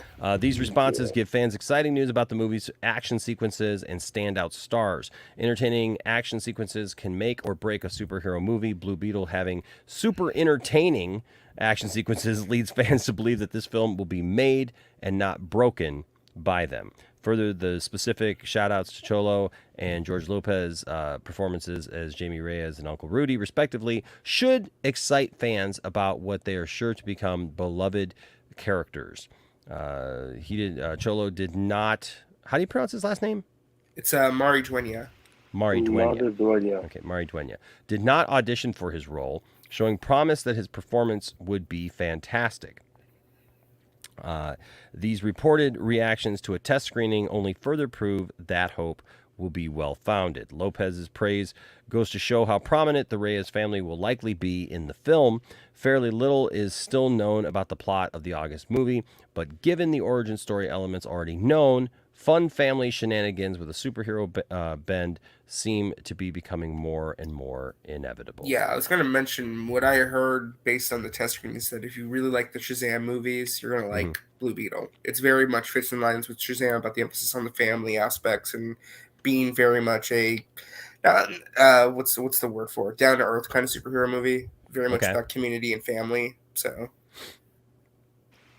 yeah, I hope it's good. I like the character Young Justice and Brave and the Bold, and they're using his origin story from Young Justice, which is an amazing TV series, animated show. So I hope it's good. I hope they release a trailer next year. I mean, it's good to hear it's good to hear a positive thing about a DC film, and that's the thing, man. DC fans are just gonna have to roll with the punches. You know. Exactly. Exactly. Stop. That is if they show up to the theater for it. Well, that's a whole Well, other thing, man. I'm interested. That's why I did the video last week asking the question, when it's all said and done. By the way, there's 84 people here. Please hit that like button. Really appreciate it. But I do think that that's a valid question, because I'm interested to see this is really the put up shut up time for all these, crazy Snyder fans who are out here, who are just negative about everything, like that I chastised last week. I thought it was really funny. I had somebody yell at me in a comment to the video, even though I had said the exact opposite of anything positive about it. I said, these things that I'm seeing, these death threats towards James Gunn and others and all this stuff, that's all a bunch of crap. It needs to stop. It's not what I signed on for. It flies in the very face of what we as fans of these things, should even be standing for. And look, if you don't like James Gunn, that's fine. You're absolutely entitled to your opinion.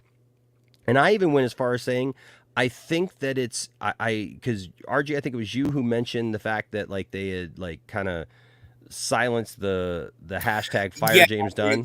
Basically, I wanted to mention too. They've been trying to get multiple hashtags started and going, but they continue to get shadow banned on Twitter because they are violating their policies. Actually, so there's two different by saying hashtag fire James Gunn. Well, because of the hashtag itself, but also too, based on what I was reading, most of the hashtag was deemed as spam and threatening images and text. So. Because I was just saying, I don't think that people should be silenced if they just have an opinion, and if they're just putting out there, hey, I don't like James Gunn, here's the reasons why. But I also think that a lot of that is hypocritical, because I think that a lot of it is people trying to bring up all these things about James Gunn and everything, and his past, or old tweets or whatever. And I get it. Look, I get it. And the things that the topic itself of what those things are addressing are things that to me are absolutely disgusting. But I also think that we can't just make prejudgments about somebody that we've never met, have not been around, when the entire cast of Guardians of the Galaxy put their trust in the guy and say, we're not coming back to this major film franchise unless you bring him back. Well, and the fact that DC has vetted him thoroughly. DC, Marvel, Disney, all these people. And this is what I always tell people. Dave Bautista was willing to go to war with Disney publicly. Yes. Over James Gunn. He literally he literally put his neck out on the line for him.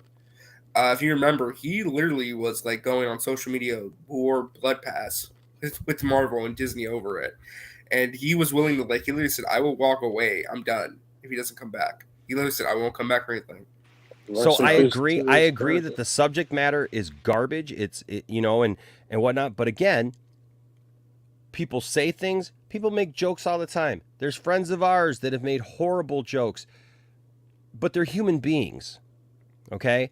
And even though we can call them on some of that stuff, for sure, I say it again, if James Gunn had day one come in and said, hey guys, I took a meeting, just like that picture we saw, I took a meeting with Zack, and we're bringing Zack back to do Zack Snyder's Justice Leagues 2 and 3, nobody would be saying all this stuff. It's just hypocritical. It really is. It's hypocritical. No, yeah, because of course it is. Yeah. They're picking and choosing and crying. Well, but I also people don't actually care about it. I would also say the opposite, to where the people who like James Gunn but don't like Zack Snyder, if James Gunn said we were bringing back Zack Snyder, they'd be like, oh, well, then I guess I'm not a James Gunn fan anymore. Exactly. Exactly. It's nonsense. What everybody needs to do, everybody needs to do is literally just step the heck back, right?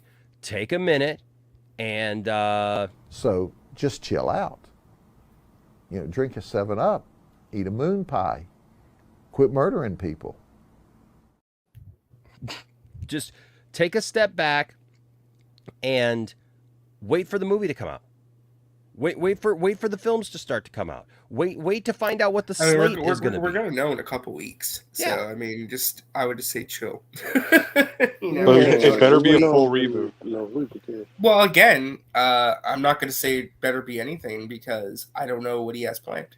And if he thinks that that's what's best, then, I mean, he's the guy in charge. I just have to wait and see. I will say that I do think it's, and then we'll move on from that. But I do find it still interesting, the wording. We talked about this last night, RJ. I find the wording very interesting that, like, Black Adam will not be a part of the first chapter of storytelling. First chapter of storytelling from, it just makes me feel like there might be something that, like, a lot of fans need to just shut up right now. And I'm not just telling you shut up that to be rude or whatever, but I really feel like we really need to just wait. And again, this is what I've talked about a lot. Is we put the cart before the horse. We get all upset and flustered over something right out the gate instead of waiting and seeing what might be happening. Or what's going on. And if we did that, maybe there's something great coming down the line. I don't know. I mean, what I loved about what James said a couple weeks back is that I think he said when me and Peter accepted the job, we went in knowing we're not going to make everybody happy. Right away, we already knew we're not going to make all of you guys happy, but even if you're not happy with what we do, at least be understanding and understand that we're trying to do what we think is best, and that we're doing this out of love for the characters, not because we're trying to like purposely piss you off or turn you away. Yeah. Well, so, it's like everybody just hears one thing or next, and they just go.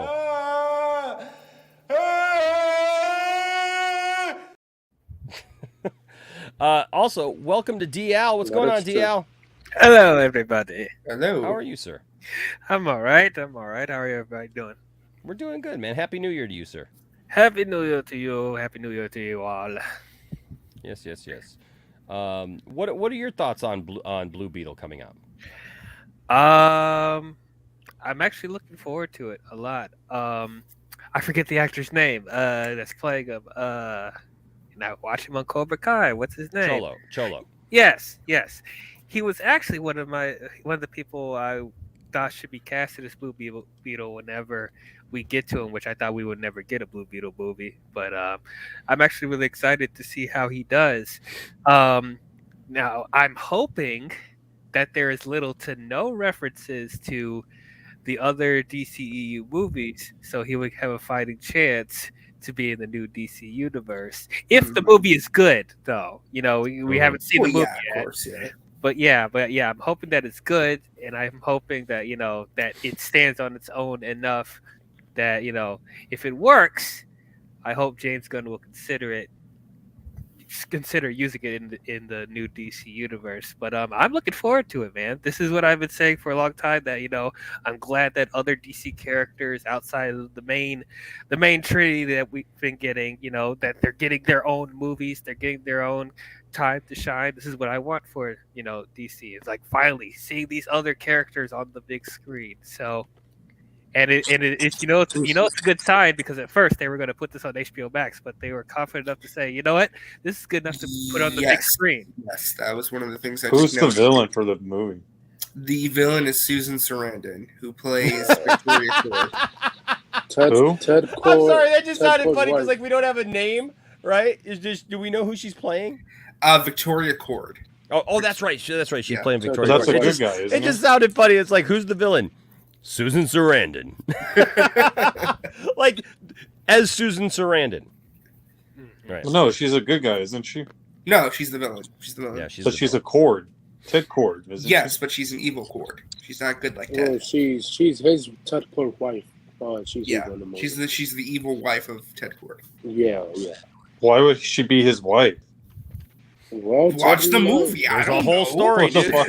Yeah, there's a whole story, man. There's a whole thing to read there and watch there, and all that stuff. So, but I think you brought up Daniel's comment earlier about when they're starting to get excited for. I don't think they're trying to excite you yet, because they haven't announced anything. That's kind of the point. Like, they're just kind of like, setting the We're in stage. that waiting period. Yeah, we're in the waiting period, and I think it's and more Gunn so even optimism. Gunn even acknowledged that. Yeah. Mm-hmm. Gunn even acknowledged that, is what I was saying. I think for someone like me, like I'm choosing to be optimistic about it because I've said before, if this doesn't work out, we're basically screwed. I want to be optimistic about it because it's either this or nothing. So I'm like, okay. No DC movie for 20 years. Well, I don't know if it's going to. Or they'll probably sell it, hopefully. Well, it could be like, God, could you imagine it be like Marvel in the 90s? They just like splinter off and sell everything in bits and pieces. No, they better I not. really don't want that to happen. Yeah, I really don't want that either. So either you keep the whole thing or sell the whole thing. I don't want it. Can you imagine? Oh my gosh. Disney gets Batman, Apple gets Superman, Amazon gets Wonder Woman. Yeah, I don't think that'll ever happen. I know. Whoever's gonna, if it ever sells again, whoever gets it's gonna get it all. What happens if Disney buys DC? Like Todd keeps saying. I don't see that ever happening. But just imagine if it did. My God. Well, Disney will just buy everything then. This Darth Scipio is a legitimate concern. No, it is. It is. It is. Black Adam, Black Adam had a color in his name. Blue Beetle has a color in his name. A lot of people don't know who the heck Blue Beetle is. The thing with Blue Beetle's success, it's gonna come down to two things. One, marketing. Two, making sure it doesn't seem like it's connected to the DCEU. And three, just be a good movie. Well, three be a good movie. And three, the Latin market. But the biggest thing for me in terms of it being a success is that it needs to feel different and needs to feel very separated. Because the thing is, people like their standalone DC movies. If it feels more standalone than a big piece of a universe people don't like or want to see more of, which clearly they don't because of Black Adam, then we might be cooking with something.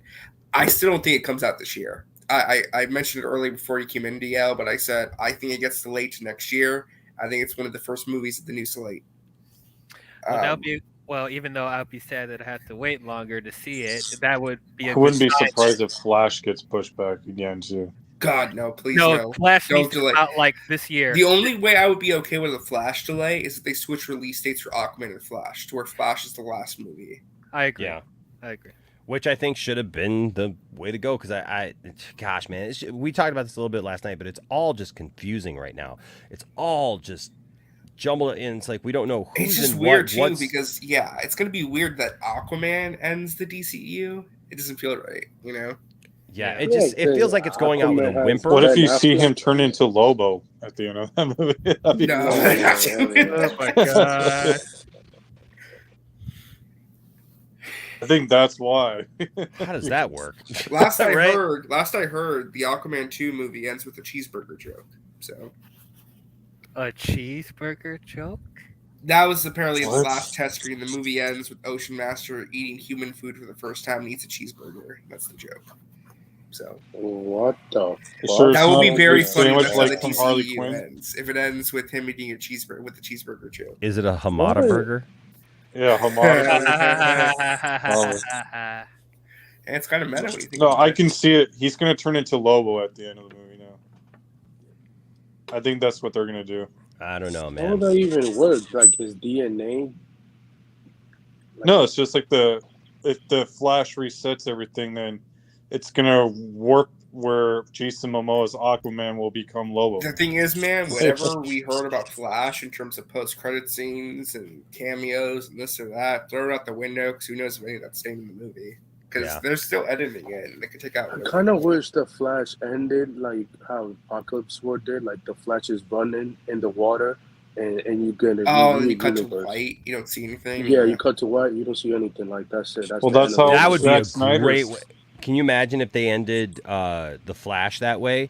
If The Flash was the last movie in the DCEU? Well, originally, that's what Zack Snyder's Justice League 3 was going to end. And just wipes the slate clean. I still would like to see them put it in its own pocket universe. And then that way, who knows? If they are going to do some Crisis on Infinite Earth thing or whatever later down the line, that would be sweet. That would be cool. To just put it in its own pocket universe, to use the Flash movie to somehow spawn off the new DCU You know, my concern is that all the people saying, and with all due respect, RJ, with everybody saying, I'm not going to go see this movie. Mm-hmm. You're probably going to miss out on something.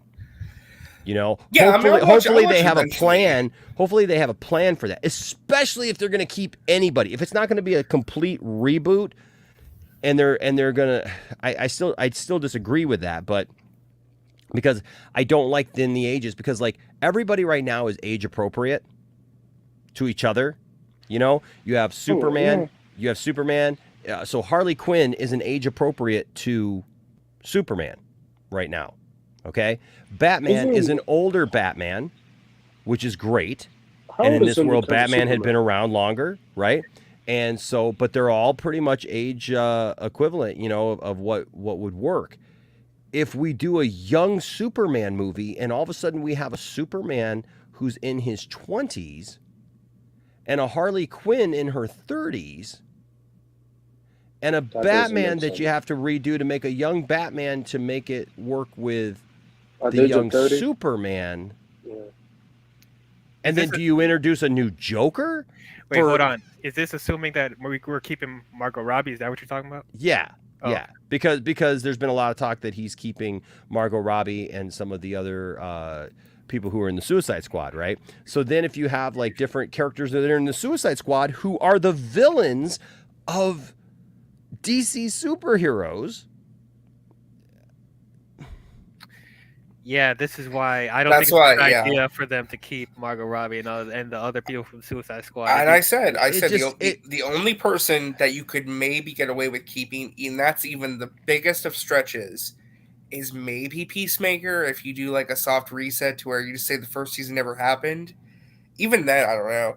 I still think you just get rid of everything. I think you just do the clean slate. If you're gonna do just do it. You know. Yep. So I agree. Yeah, because if they keep certain things, they're going to get a backlash. If you keep anything, it's just a reminder of like the old stuff. And it's just like, no, you need that clean slate. Yeah, reboot everything. We're gonna know in a few weeks though, so I'm like, whatever happens, happens. Okay, so I will tell you this. I agree with part of your statement, but not all of it, because especially with this last phase, Marvel fans have gotten very negative. Yes, they have.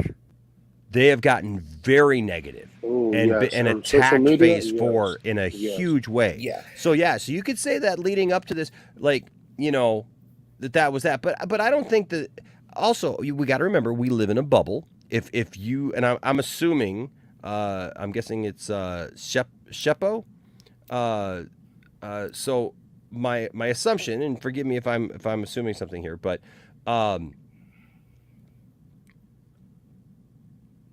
if you remember that we live in a bubble, and so those of us who like these movies or who are into movies, we're on YouTube, right? We're watching videos of people and we're paying attention to, you know, the trades, and we're doing all these things, and so we're educating ourselves about these movies. The average moviegoer, like I talk to people all the time, and they're like, really? There's like negative DC people? And I'm like, yeah. Well, the same could be said for we the go back Marvel and forth. stuff, People are too. like I talk to people all the time who are shocked to hear and understand that there are people who are this adamant and like taking like even the Snyder versus, you know, old school stuff or whatever, you know, and like this whole thing with James Gunn and everything, because I got a lot of people now asking me like, what do you think about the James Gunn thing, Enosh? And I'll tell them, you know, hey, well, this is what's going on. They're like, well, what's going on with that exactly? And like, well, I thought Henry Cavill was coming back and stuff, you know, but maybe they read a blurb that Henry's not coming back now. And so I, you know, when you get to it and you explain it, what's going on, they go, really? Because just the average person doesn't know.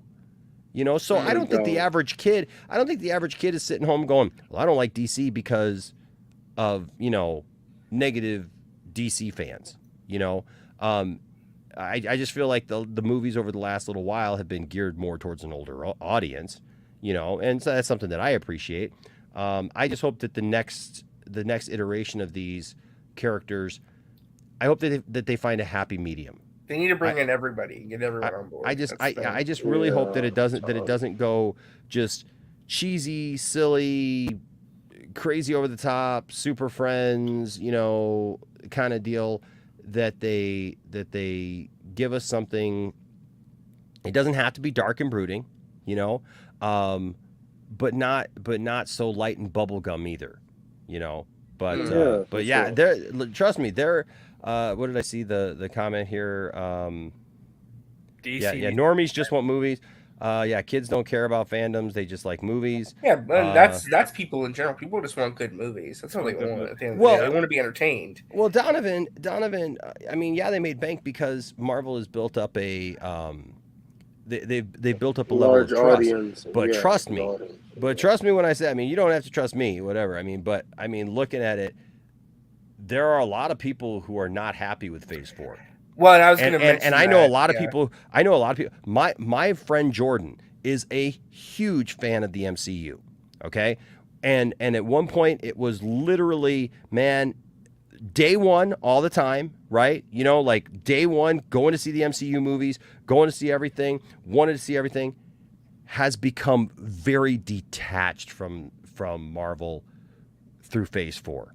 Because he felt like just regardless of negative stuff or not liking it or whatever, he literally felt like he was overwhelmed with just like all the shows, and you know, so like he's watched a couple of the shows, but he hasn't watched, you know, even half the shows because he just felt overwhelmed. He works, you know, and it's like he used to be there day one, but now he just feels like, well, now it's movies and TV and all these different things, and he just feels overwhelmed by it. And then the stuff that he has watched, he hasn't really enjoyed. Well, that's what DC wants to try to do too. No, they're not trying to do that. No, they're trying to like please people at the end of the day. No, they want to make movies, TV, video games. Well, yes, because that's the proven track record. You should make. I'm not, Donovan. I want to make clear. I'm not saying that's for me, because actually the funny thing is, I actually really I've liked most of Phase 4. I loved She-Hulk. I actually really liked Miss Marvel. Miss Marvel, I didn't think was going to be for me. I almost didn't watch Miss Marvel, to be honest with you. And then I started watching it, and I loved it, and I watched every bit of it. I love Loki anyways. Loki is one of my favorite Marvel characters, and so I loved Loki. Love and Thunder, I didn't really care for it. It was just kind of there, and I there was a lot of it though that I didn't care for. I loved Multiverse of Madness. We just did the breakdown, you know, last night of movies from last year. Loved Multiverse of Madness. I have loved all of the shows, really. I mean, I've loved all except for Hawkeye. I'm just not a big Hawkeye fan in general. Right, I'm not a big fan of the character in general. So I'm not. Please understand that I'm not saying that it's horrible. It's just that there's a lot of people who came to like a certain thing with Marvel through the first 3 phases, and the fans of it aren't necessarily happy. Well, that's what I was going to say when we talk about like living in a bubble per se. Like, and this is the thing. I think that the online conversation is skewed more negative over the past year or so. But in terms of like the average person, at least in my experience, they don't even know these negative conversations are happening. There's like, if they like it, they like it, and they still keep up with everything Marvel as much as they can. And if they don't like something, they just move on to the next show. That's just kind of how they operate. But I do think it's. Go ahead. What you were saying earlier is that he wasn't whoever the guy you were talking to, he couldn't keep up with all the content. I think that's the problem with Phase 4 is they've been focusing too much on the quantity over quality stuff, and they want to try to scale back. I do agree. Well, yeah, and part of that really, was What were we going to say, DL? Let DL get in there. He was going to say something before. What I do, what I was going to say, what I do think really made Phase 4 suffer was them having to meet a quota as far as releasing all of these shows, and like it's just too much to keep up with. I think one of you guys brought up earlier that, or I think it was you, Enosh, that said that even like the hardcore MCU fans are having a hard time keeping up with everything as much as they love the universe, you know. And it's like we've gotten to a point in Marvel where it's like you're kind of worried about missing any of it because the universe is so interconnected with everything that they have to put setups and cameos in every single project that'll lead to something in the future. So it's like if you miss one thing, you might not understand something that happens in the future. And It's been known before that, like, I have not been the biggest fan of the shows. Like, there's only like a couple of them, like maybe 3 of them that really worked for me. Miss Marvel, I think, is probably the best show that they put out. I'm one of the few people that liked What If. She-Hulk is a guilty pleasure for me, but and I think even with the movies, which I think is probably the strongest aspect, even the movies I feel like was lacking as far as the scripts. I start to notice, oh, this is not as coherent as it could be. They're entertaining to watch. I do really enjoy stuff like Doctor Strange 2 and Spider-Man No Way Home, but I feel like the stories are starting to become kind of like incoherent in places, and Eternals didn't work for a lot of people either. So it's just like it feels like Kevin Feige. I like Eternals. I mean, that's cool. If you like the Eternals, It makes sense fine. that the Snyder fans like Eternals. Oh my god! But it's very much a Marvel Zack Snyder movie. Yeah, but he does feel like Kevin Feige is stretched too thin at this point. So yeah, I agree with that. What I was going to mention confirmed. is that I think a lot of the problems came because of the pandemic, because a lot of stuff was meant to come out earlier than it did, and they had production delays and all this stuff, and it kind of overloaded them a bit too much. The good thing is with Marvel is that even if you don't notice right away, they've been very accepting of the criticism. Like Phase 5, it seems like they're taking a lot of feedback. They're slowing things down. They're producing. It seems like going forward, they're going to be producing less, and kind of like less is more. They're kind of slowing down when it comes to the TV shows and stuff. They're kind of reevaluating what they want to make and what they don't want to make. Yeah, they just need to go back to focusing on the movies as their priority. Well, you can't do that. You can't do that because Disney Plus is a business model now for them. They have to. It's more about how do you properly ensure that you're integrating Disney Plus to where it's not too much. Because you need to have some Disney Plus content. It's just the way it's going to be now. It just is what it is. You can't change that. So it's just a matter of how do you properly utilize it and not overload things, That's what Disney bought Marvel for. Let's make TV shows too. Of course, it didn't have a streaming service back in 2016, 17, 18. So like, that's the reason why they're licensing out all these shows to Netflix. So yeah, they asked Marvel to pull a lot of stuff. And that's the reason why the report this year came out that last year that Kevin Feige is staying. Like, he can't be in every production, making stuff like that. Yeah, and again, the whole, I mean, they just did a recent Fandango poll about most anticipated movies of the year. It's mostly Marvel stuff. I mean, Guardians, Ant-Man, people love this stuff. It's just more so Spider-Verse is number 2. Spider-Verse, yeah. I mean, people are enjoying this stuff for the most part. It's just like there are some iffy spots, and instead of panicking and throwing everything out with the kitchen sink, they're like, okay, there's some iffy stuff going on, some stuff that we definitely need to do better about. How do we change our production schedules? How do we change some of our philosophies when it comes to certain things? We did some experimentation. It's not working out. Move on and try and fix it. Yeah, when Bob Iger probably came back to Disney, probably went to Marvel, was like, I see the online criticisms. Let's fix this stuff, and that's it. So I think I think Phase 5 will be stronger because I think it's going to be a lot more focused overall. I think there's still going to be some stuff towards the beginning of it that will be a little bit hit or miss. I don't think everything at the start. So What If coming out this month? Wait, what's going on this month? What If Season 2, I don't know when that comes out. Supposedly it's this year. I don't know if it is or not. That's another example, so they're cutting back on. Supposedly, like, they're not going to be developing as many animated shows as they were, and they're not going to be developing as many Disney Plus shows as they were going to. They're cutting it back, and they're doing more specials, and like they're kind of slowing things down a little bit because, again, they're smart enough to realize when there's negative feedback and curtail it to what their audiences are. Well, that's what I'm saying. They should scale back and go back to just focusing on the movies. Now worry about the Disney Plus stuff. Yeah, I think the What If specials, though, I think is working. Like, because Werewolf by Night and the Guardians of the Galaxy Holiday Special actually turned out pretty well. So yeah, I think instead of them just trying to take like an idea for a movie and stretch it out into a 4 to 6 hour show, that was not working for them. Which is probably why some of those Disney Plus show ideas are being converted into specials, because they're like, oh, these actually work and are probably better for us to do. Let's just do I'll say though, if Todd Fair is in the chat and he's talking about that he didn't like Phase 4. You know something's wrong. Just saying. Oh yeah, sure. Yeah, he's Marvel fan. Yeah. Because Todd is the Marvel dude, man. It's the gold standard, Luke, right, Todd? The X-Men animated series is supposed to release September of this It's year. in the fall. Yeah, it's in the fall. In the fall, so around there, like September, October, around there. So yeah. So it'll be interesting to see where it all goes to. I mean, but again, I think with the DC stuff, if they give us good stuff, if they give us good shows and good, good movies, that's all that matters. But That's like all- you said, they have that's to all knock that it out of matters. the park.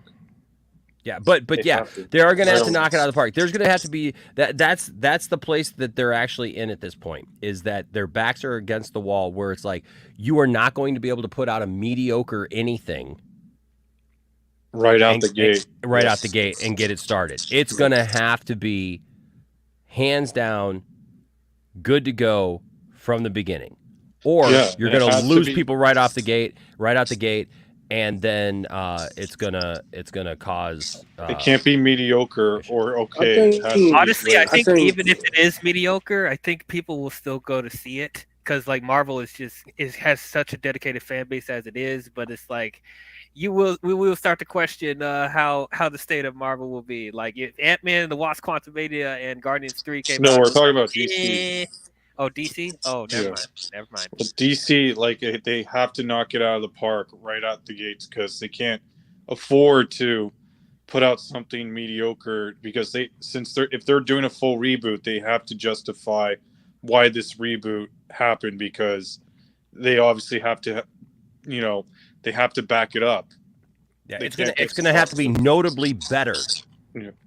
Yeah, Yep, especially because it's in the Superman. public, in the public sphere, it's going to have to be notably better. You are not going to be able to get away with some, fashion model, skinny little Superman or whatever that doesn't get the job done. As far as It has to unite everyone in the fandom together. Mm-hmm. Yeah, it has to. I think it just it's not about the DC fandom at this point because at this point I think it's been the way I look at it. I think this is I'm going to say something that's going to probably get people. But the upset, fandom's but- fractured. No, it's not. It's not even that. I think it's been proven that DC fandom, as it currently exists, does not move the needle. It's too small. It's too fractious. What they need to focus on is creating new DC fans and getting the general audience on board. If you get the general audience on board, you're going to make new DC fans who can create basically a stronger DC fandom. That's the issue. Is that we're still kind of running around with this fractious, very divided. Well, very that's what I was fandom, saying. little That's what I group. was saying is like, if James Gunn gets his universe started right and off the ground and it's moving, this is the put up or shut up for that side of the Snyder fandom, right? Oh yeah, absolutely. So those people who have been angry and separated themselves from normal thinking people over the last year and a half, and claim that that they're this force to be reckoned with, and they're going to attack and they're going to do all these things. If they really don't show up and it makes a difference, there you go. Oh yeah. I mean, we're gonna my see it thing this is year, too. my thing is again, and I know we get into this debate, and I see people, and I understand it. I do understand it, but when we talk about like, you don't have to just like anything, right? You don't have to take James Gunn's thing and like it or whatever. But if you are a DC fan, this is what I don't understand.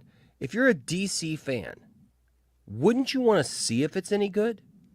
That's Exactly. like a level of curiosity at some point. Exactly. Right. You're gonna at least want to take a peek over and be like, oh, what's he got going on? Yeah, I mean, I'm not saying that you have to like it, and I'm not saying that you got to like invest heavily into it, at first, but again, I think that's what separates people from, and I've said it again, Zack Snyder's vision has been my favorite interpretation of these characters, but I love DC. Right? So if there's a DC movie, I'm going to see it. For God's sake, I watched Catwoman. I've watched Batman and Robin. I've watched, Superman 4. It's like I watched Steel, for God's sake, and that didn't even make any sense. Well, no, So because if you and me are in the same boat. Like, we liked Zack Snyder's interpretation, and I feel like it just would have been best if they just finished the story and then do a reboot. But since they're not going to do that, they have to knock it out of the park with whatever this first DCU movie is. If it's Superman or Justice League, it has to be really good. It cannot have any room for error. But this is a good Integrity brings up a great point here, though. It says, how is DC just going to knock it out of the park with a solo Superman film when they've been struggling to make Superman films for 40 years? And Integrity knows just as well as I do. The problem is the people have too many opinions on what Superman should or shouldn't be, and nobody can agree. Well, yeah. And nobody's willing to budge. That's the problem, too, is I'm willing to budge a little bit. I think that we need to have a respectable Superman. I'm fine with it being bright colors. Like I said before, I'm fine with putting the trunks on him, for God's sake. If you can find a way to do it where... If that's what people really care about, put the fucking trunks on him. Right. It doesn't matter. I just don't care. Like, I've always loved the trunks. There's a classic Superman look, that he looks a certain way in the comics. That's fine. But now we got people arguing over the silliest, stupid things, and we just don't need to be arguing about that. Conversation is one thing. I tried to spur a conversation, tried to have a conversation today. Friend of the show, I don't know if he's here tonight. He made a video that he put out today that said that Lois Lane is no longer needed by Superman. Superman doesn't need Lois Lane. And look, if you want to put a comment out there like that about your opinion about it, that Superman shouldn't be with Lois Lane but should be with Wonder Woman, make that statement or whatever. I think the problem is, though, is like a lot of times when we address each other, and I'm guilty of it sometimes myself, is we just draw these lines in the sand and say, this is the right way. And that's it. Mm. And that's why I think when it comes to James Gunn writing it, I think in this, again, based on his prior work, I think if anybody can distill the Superman character down to his very core and literally make something that has both broad appeal and captures the best aspects of the character and what makes him who he is, I think it'll be James Gunn, because I think he understands human characters. He also has to make the character relatable somewhat too. Well, yeah, and I think he will know how to craft the best modernization of the character that is easily relatable and can get everybody on board. The best thing he can try to do is try to make something like Superman, Man of Tomorrow. That's the best. Superman the animated series. Nobody talking about that. Yes, yeah. And I think that's not his main inspiration, to be honest. Superman. Well, regardless, so I'm saying the Man of Tomorrow. I think that's the perfect balance to do, where you can make it like someone like a Boy Scout, but also have that relatability. Whereas, if you're bringing up Superman the animated series, we kind of already got that with Man of Steel in a way. So not really, not exactly. Man of Tomorrow, the thing with Man of Tomorrow, it's a young Superman that has Lobo in it, has Martian Manhunter, and then he later meets Batman at the second film, and started to build out the Justice League a little bit. So, even if you do that, or the Man of Tomorrow, or Batman and the animated series, I'll be fine. I like those two shows and movies, so I'll be fine with it. Yeah, in my opinion, I feel like the animated series had a good balance between the lighthearted stuff that Christopher Reeve was doing and the more grounded, serious nature that Man of Steel has. Yes, I think it was able to mix those two together. Dial, it still surprises me to this day. Dial, it still surprises me to this day that there are people who claim to absolutely love the animated series and then will sit there and gripe about Metropolis being destroyed in Man of Steel. Exactly. Yep. I don't understand that, because in every episode of Superman the animated series, Metropolis is getting just pummeled, and Superman is the one throwing villains through buildings. Yep. That's why I said Man of Steel is one at a time, guys. One at a time. Live action, because it's all based on John Byrne Superman run. which is great to me. Yeah. I love John Byrne. But unfortunately, even John Burns was also divisive at the time when that came out. Yeah. So, because of stupid reasons, Zeno here with a $5 super chat says, "There's no excuse for a comic book movie fan not to see The Flash other than money and blindness." Wow. I would say I'm not seeing it. So well, I think I think at this point, well, I'm going to see it, and I think I do think that if people are too much on the Ezra Miller thing, I think that they just need to get over the Ezra Miller thing. The Ezra Miller thing has proven itself to not be what people think of Ezra Miller. I'm not saying that the guy is perfect, because he's not. He's obviously very.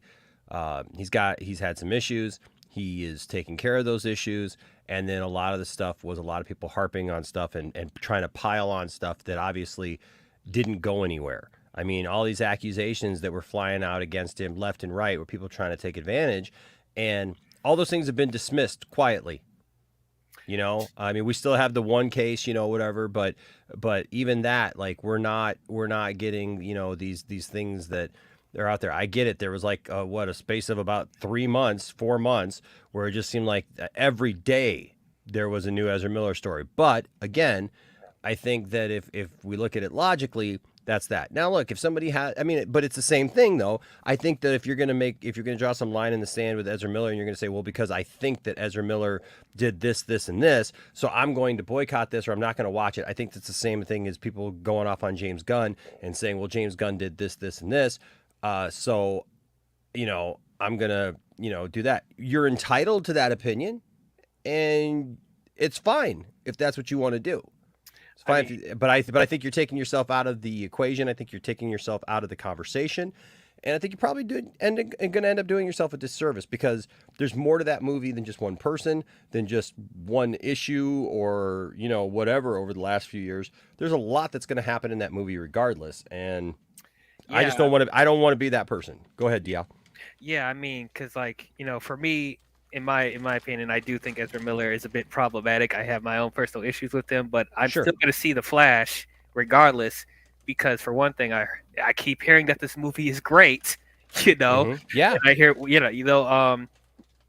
the director again? Andy Muschietti. Andy Muschietti. Well, that's what I don't get. Good Flash movie, and I want to see Michael, what they do with Michael Keaton. I want to see what they do with Supergirl. I want to see. I do like Ezra Miller's version of the Flash, regardless of how I feel about him personally. I do think he's a really good Flash, especially how I saw him in the Snyder Cut. So it's like, I just want to see how he does in his own movie. And it's like, it's the first time we're seeing the Flash on the big screen. Billy Zane wasn't Lex Luthor. Well, can I say? Yeah, Billy Zane was not Lex Luthor. No, that wasn't Billy Zane, Jay. That was Clancy Brown. Yeah, that was Clancy Brown. Yeah. Can I say, if the reports are true that the Flash is so great, then why haven't they released it right now? Because of the Ezra Miller.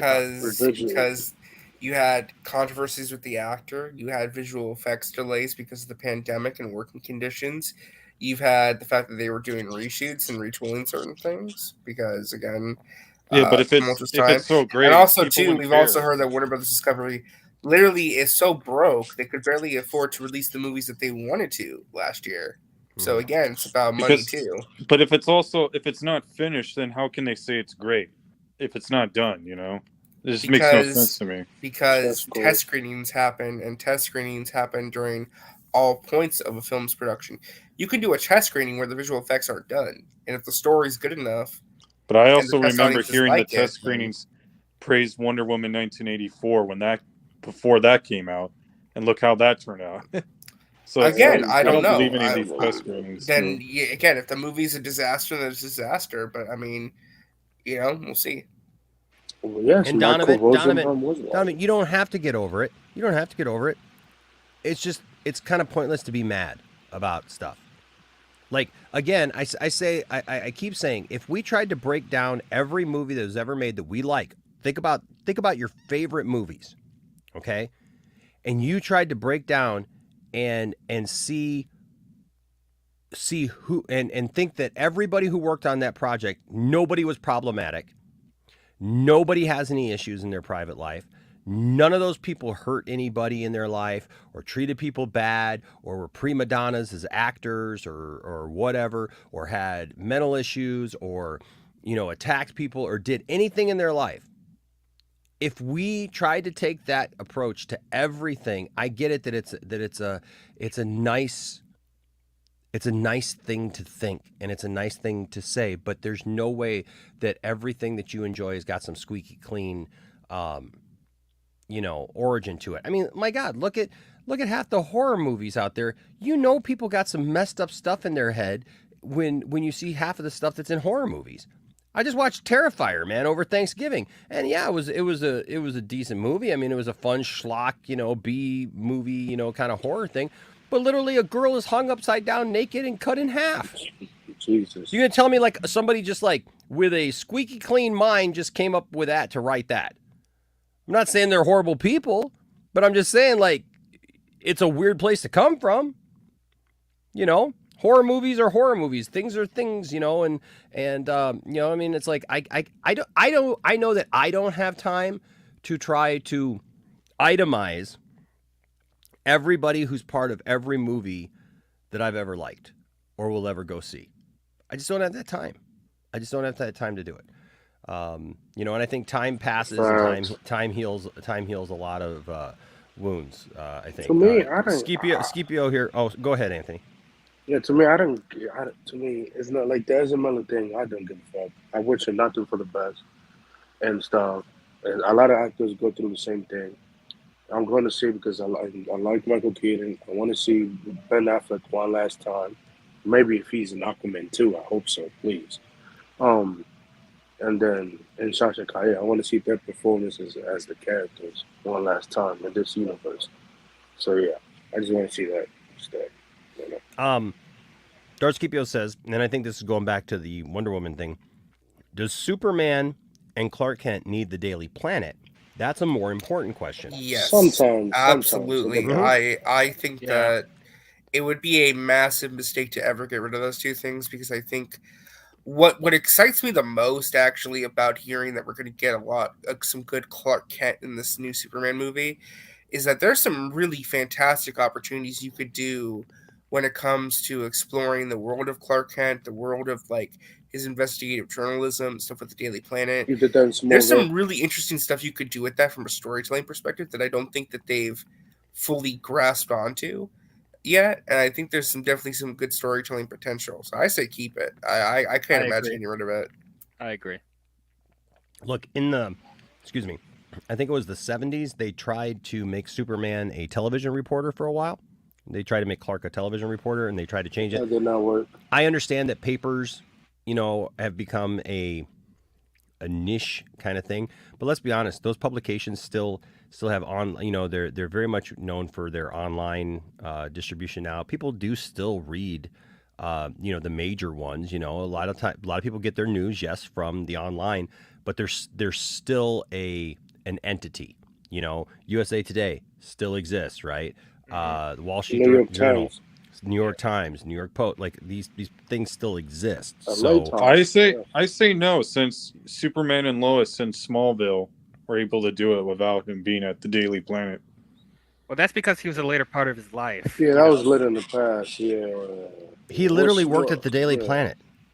Yeah, he did. He was at the Daily Planet all the time. No, it's Superman and Lois. In Smallville? Oh, you mean in Superman and Lois? Well, yeah, but I don't think that show works either. Personally, I think that show is kind of like all over the place. No, what is the definition? It is a different time in their life, but like, what is the definition of who Clark is? Clark has gotten so lost in that show. Whoa. I'm sorry. Clark has gotten so lost in that show. Well, he's trying to be a father. That's what it is. Yeah, but he's not. But Lois won't even let him be that. Lois is literally like screaming at him all the time over stuff because he's trying to be Superman and try to do it at the same time. And that's the thing. I've always felt like, I don't know, they kind of need to update the Lois character in some aspects. They really do. They really do. Like, I'm tired of the same old just this past office attitude that Lois be having. Hey, speaking of great Superman, well, it's in that show though. She's super aggressive in that show. Lois should always be sarcastic to Clark and like rib him a little bit, but always at the same time showing that she loves Clark, you know. And that's the problem it's one of the problems that I have with Lois or with Superman and Lois, that show specifically, is there's many times I watch a show and I don't feel like Lois actually loves Clark in that show. Oh, that's sad. It is. And it honestly started back in the Crisis on Infinite Earths thing when they were going to go away, and the story made complete sense because that's a different timeline, sir. I know, but it's still the not same the same characters. one. I'm saying, though, that's where it started, though, with those people, because they started beating up on Superman. Superman became everybody's punching bag in the CW world, where it was, if it wasn't him telling Supergirl, oh, you're Earth's champion now, it was, them going to go off to Argo City so that they could so that she could have her baby, so Lois could have her baby. And so they didn't have to worry about, the baby having powers or anything and maybe killing her. That was a great story. But then when Clark is like having some reservations about leaving because he's Superman, right? And Lois looks at him and goes, "The world doesn't need you, Clark. As long as they've got Supergirl, they're fine." And it wasn't said in a, "Hey, Clark, the world doesn't need you as long as they got Supergirl." No, it came across as vindictive, like, you just need to shut up because the world doesn't need you. And there's been a lot of stuff. They tried to do like a weird, it wasn't like a full-on love triangle, but the thing with John Henry Irons, because he was married to Lois in an alternate universe, that Lois felt this, what was it, like some kind of obligation because John Henry Irons' daughter, Well, it's more like a love square because you're forgetting about Lana Lang. Too. I understood. Hey, what is this? Superman Returns? What's going on, right? They didn't do that with Lana though and Clark in that show. No, they didn't. No. Well, no, they showed that Clark and Lana were just friends because Lana was married and had moved on and everything. But it literally for a second it looked like they were going to do some kind of weird love triangle thing because all of a sudden Lois is like taking care of John Henry Irons and like making sure that he has everything he needs and checking in on his daughter and all this stuff and is like feeling some kind of obligation. Well, because didn't in that alternate universe it was Lois and John together? Yeah, that's what I just said. Yeah, he was married to the Lois in his world, but the thing is like it would show them going off together alone and everything, and I was just like teasing, like, oh, it's gonna happen. This is why I've always preferred. This is why I've always preferred Mary Jane Watson over Lois Lane. To be honest. But I prefer Lana Lang over Lois Lane. Superman should have went with Lana Lang. I just think it depends upon how she's written because I think like on Smallville, for example, she was written awesome on Smallville. Well, that is my favorite interpretation. Well, that's of Lois the thing. Because it's spot on to the comics, man, for that time period. I've never liked this about Lois always having this kind. I mean, I don't mind her having spunk, but sometimes it's like, you're like you said, the writers. It's like it's not spunk. She just comes off being like a cunt for the most part, and it's just like. I'm like, this is like, I'm sick and tired of that character. Yeah, he's not completely wrong. It's like no, I know it's there are times when she's written that way, but it's not across the board.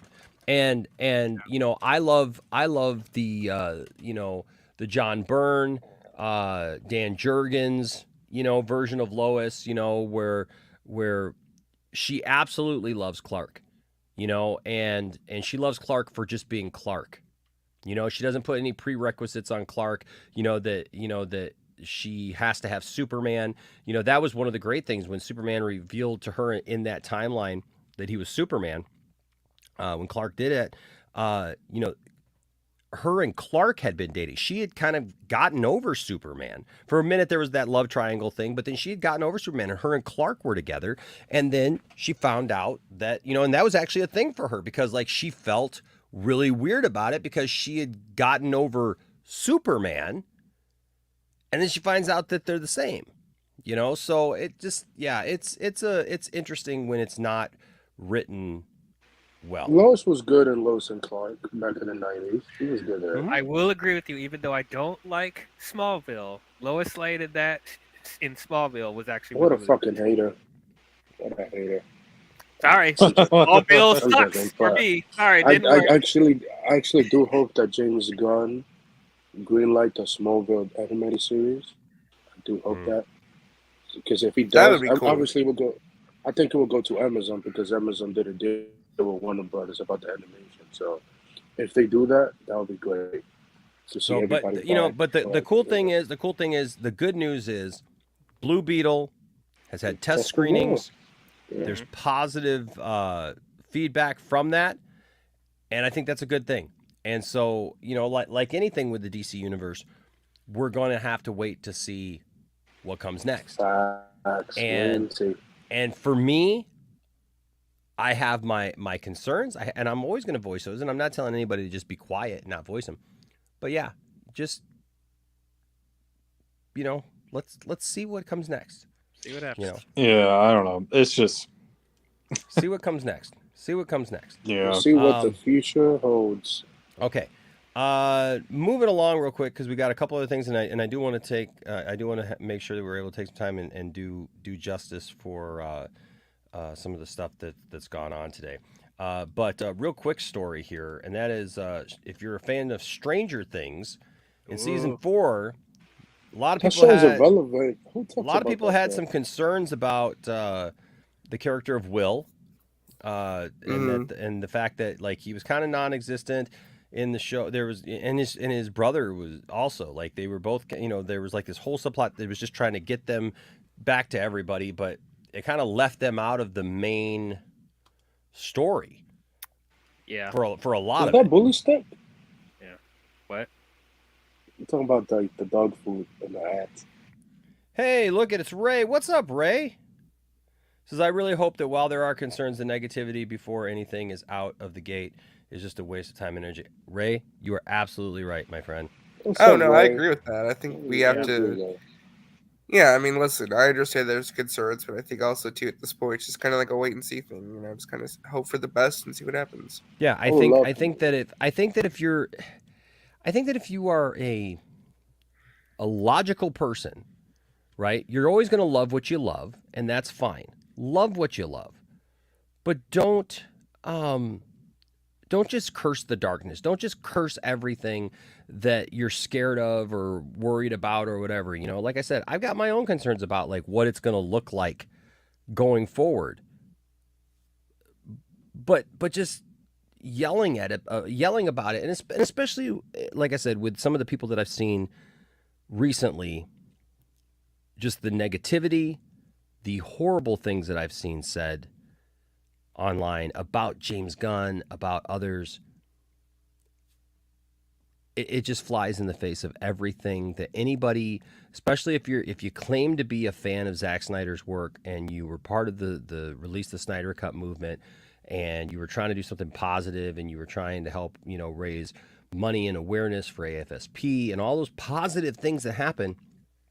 If you're out here making memes or pictures, you know, depicting James Gunn, you know, decapitated like that one, you know, that we saw, or, you know, telling people to unalive themselves over superhero movies,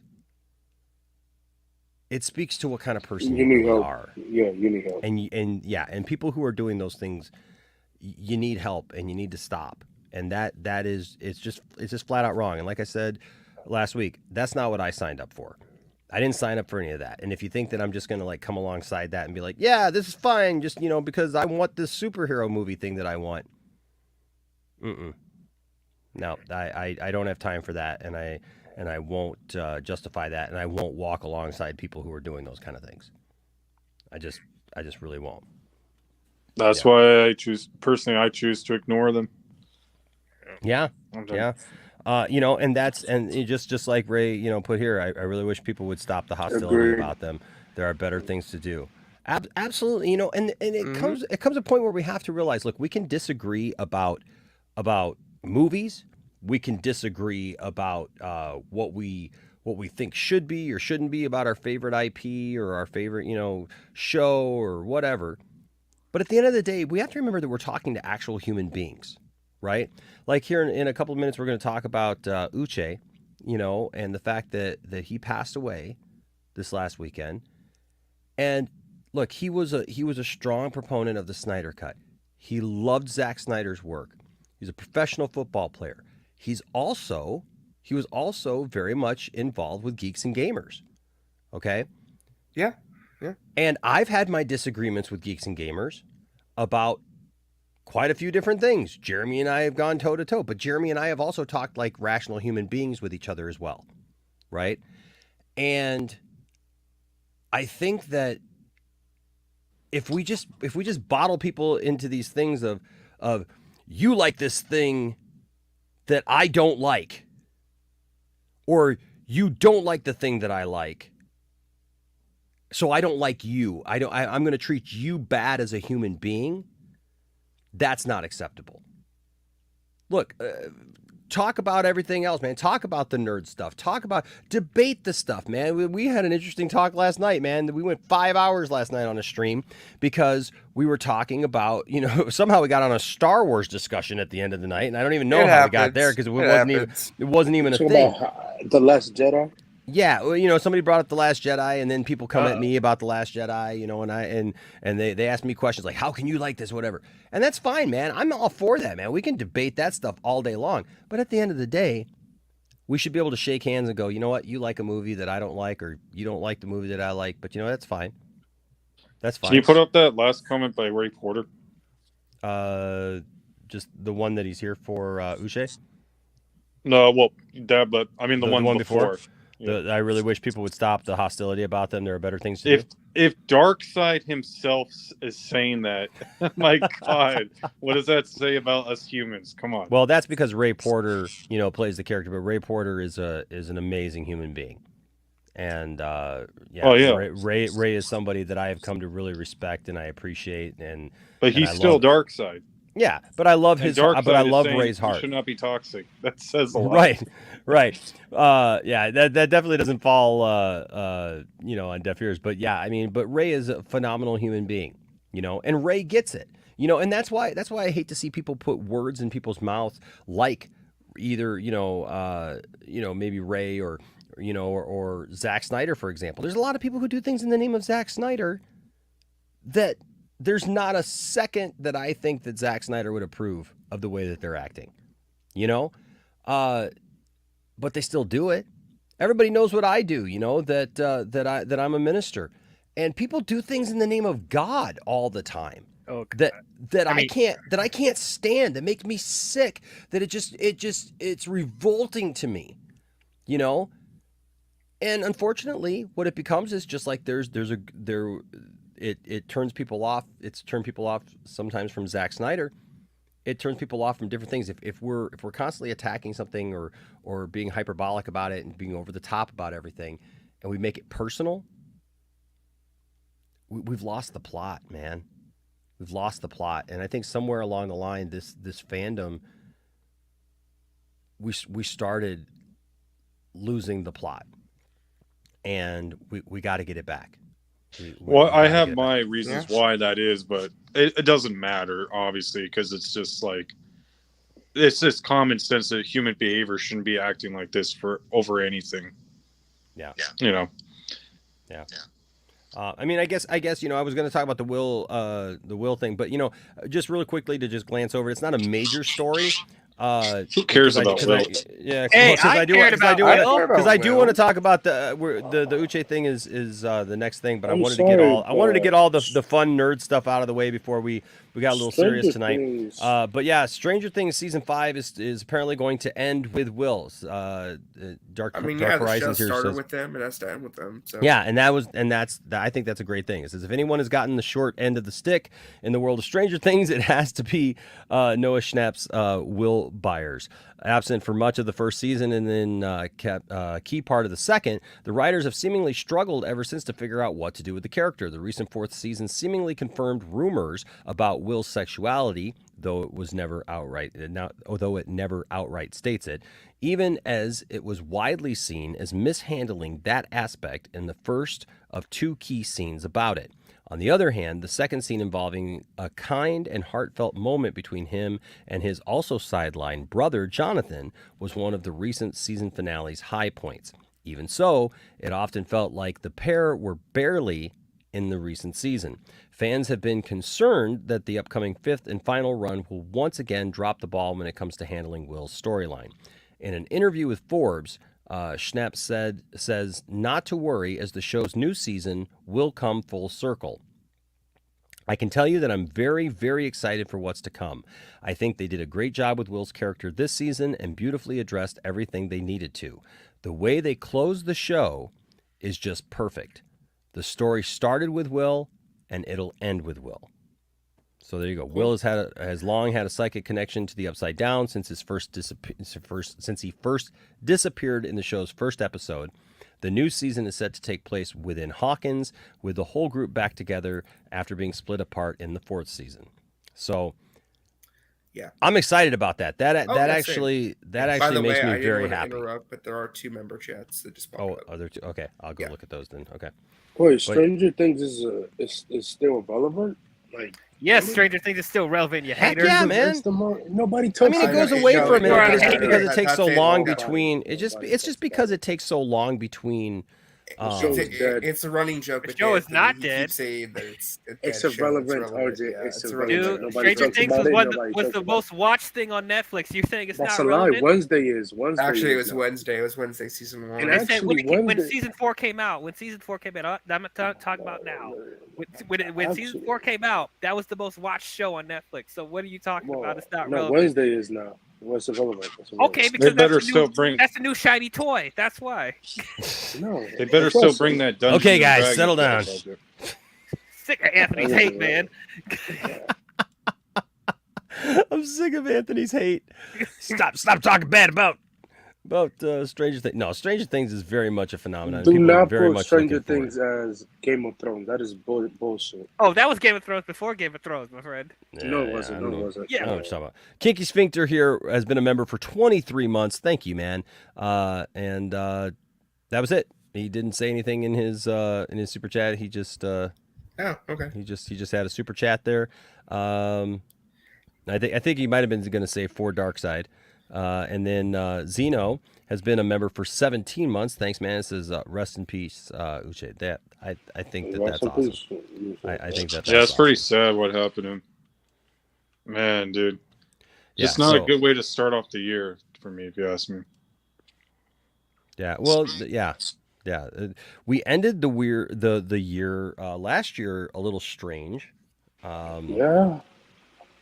You know, with some people dying at the last minute. But this was definitely yep, I was just doing that, Ray. There we go. And so we ended that kind of strangely.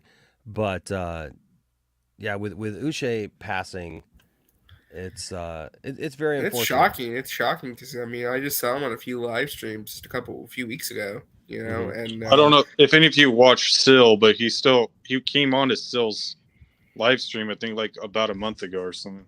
Oh, did he? Okay. Yeah, it's a few weeks ago. Yeah, it was. Yeah. No, I mean the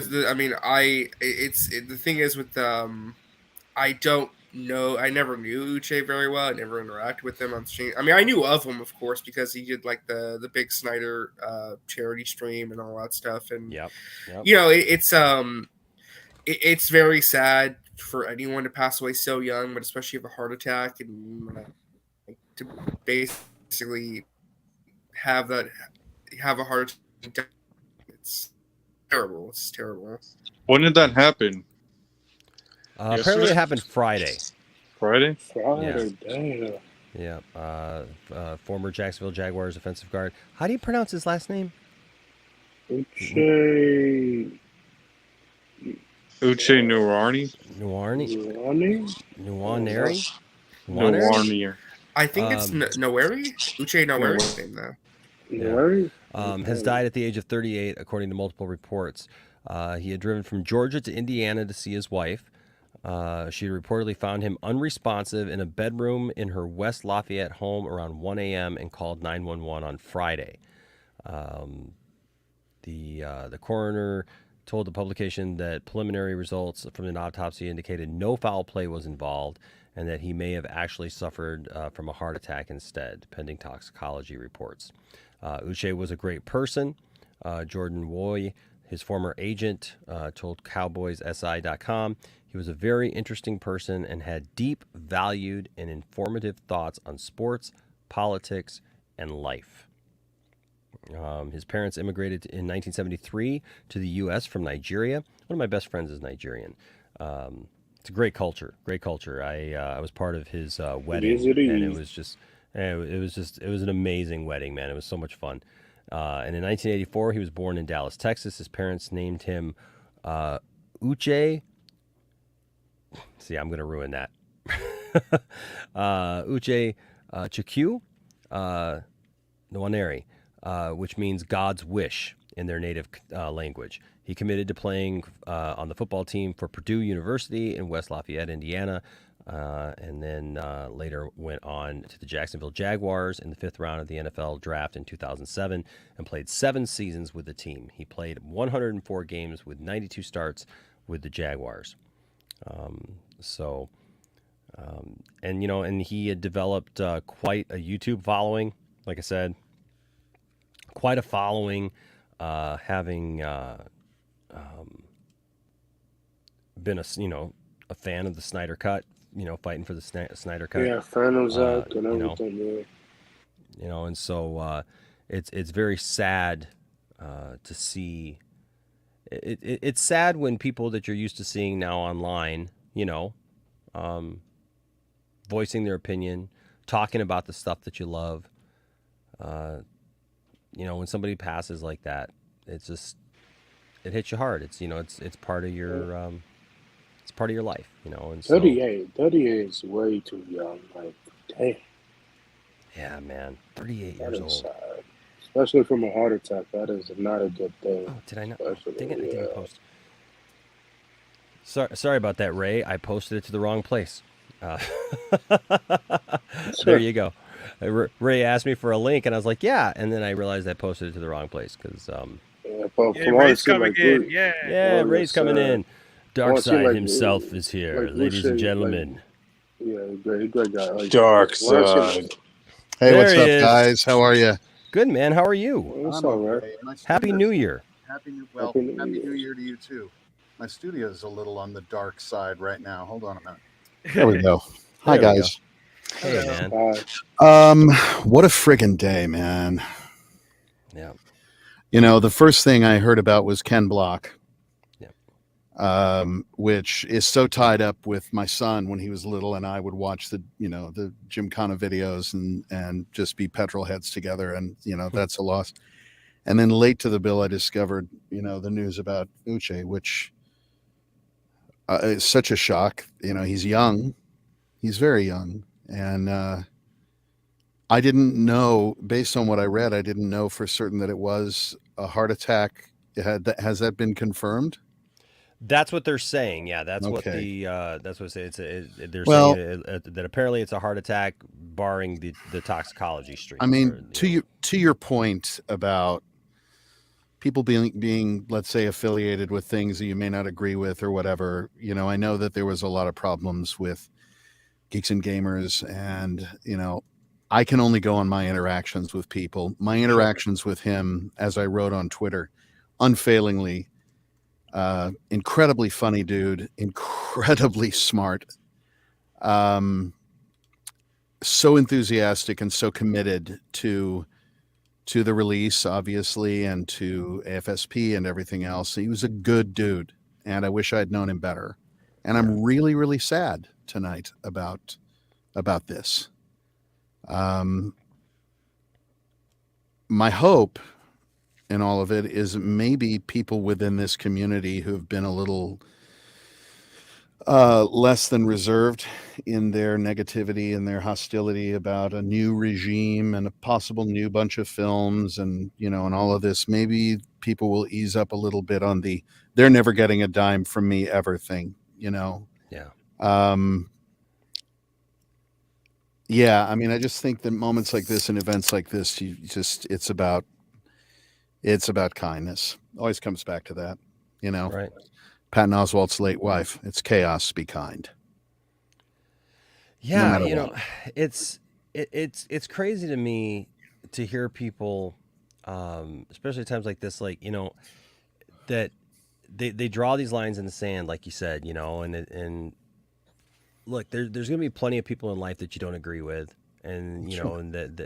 but the reality is if we all sit down and really talk, we find out that we have so much more in common than we think that we do, or or that we feel the same way about some things, that maybe we don't feel the same way about other things, but in the end, it's not worth arguing over a bunch of stuff that doesn't matter, or like you said, it's like movies, man. It's movies. Like we're blessed to be able to even watch anything of like something that we like, and No, absolutely. and to voice some of the hate that I've seen it's really disappointing to me. Well, I'm not gonna fall into the trope of oh, the internet is a cesspit. Yeah. Oh, Oh yeah. I mean, I'm reminded of the great quote by the original Gonzo journalist, Fear and Loathing in Las Vegas. When he said, he was talking about the music industry, that it's a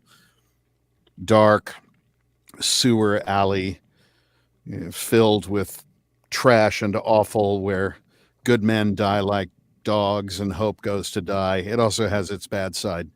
Hunter Thompson. The internet's a lot of things. First of all, the internet allows things like, me to come on here and sort of mutually geek out about stuff that's really cool. It allows me to have the privilege of meeting and knowing as much as I did someone like Uche. It gives me the privilege of being able to take these confused, sad feelings I have and come and talk with other people about it, and that's great.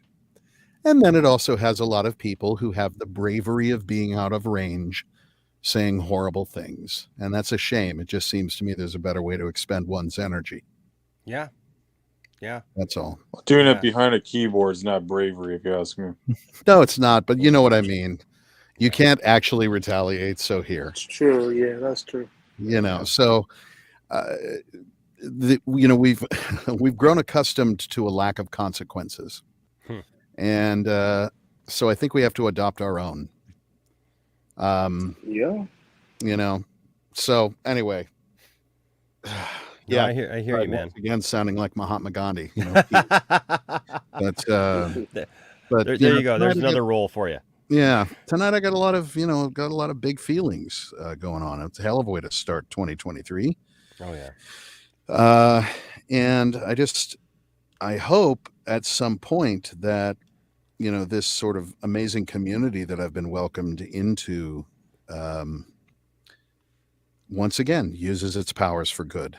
I'm a little done with seeing all of the hatred directed at James and Peter, and we don't know what they're going to do. We don't know.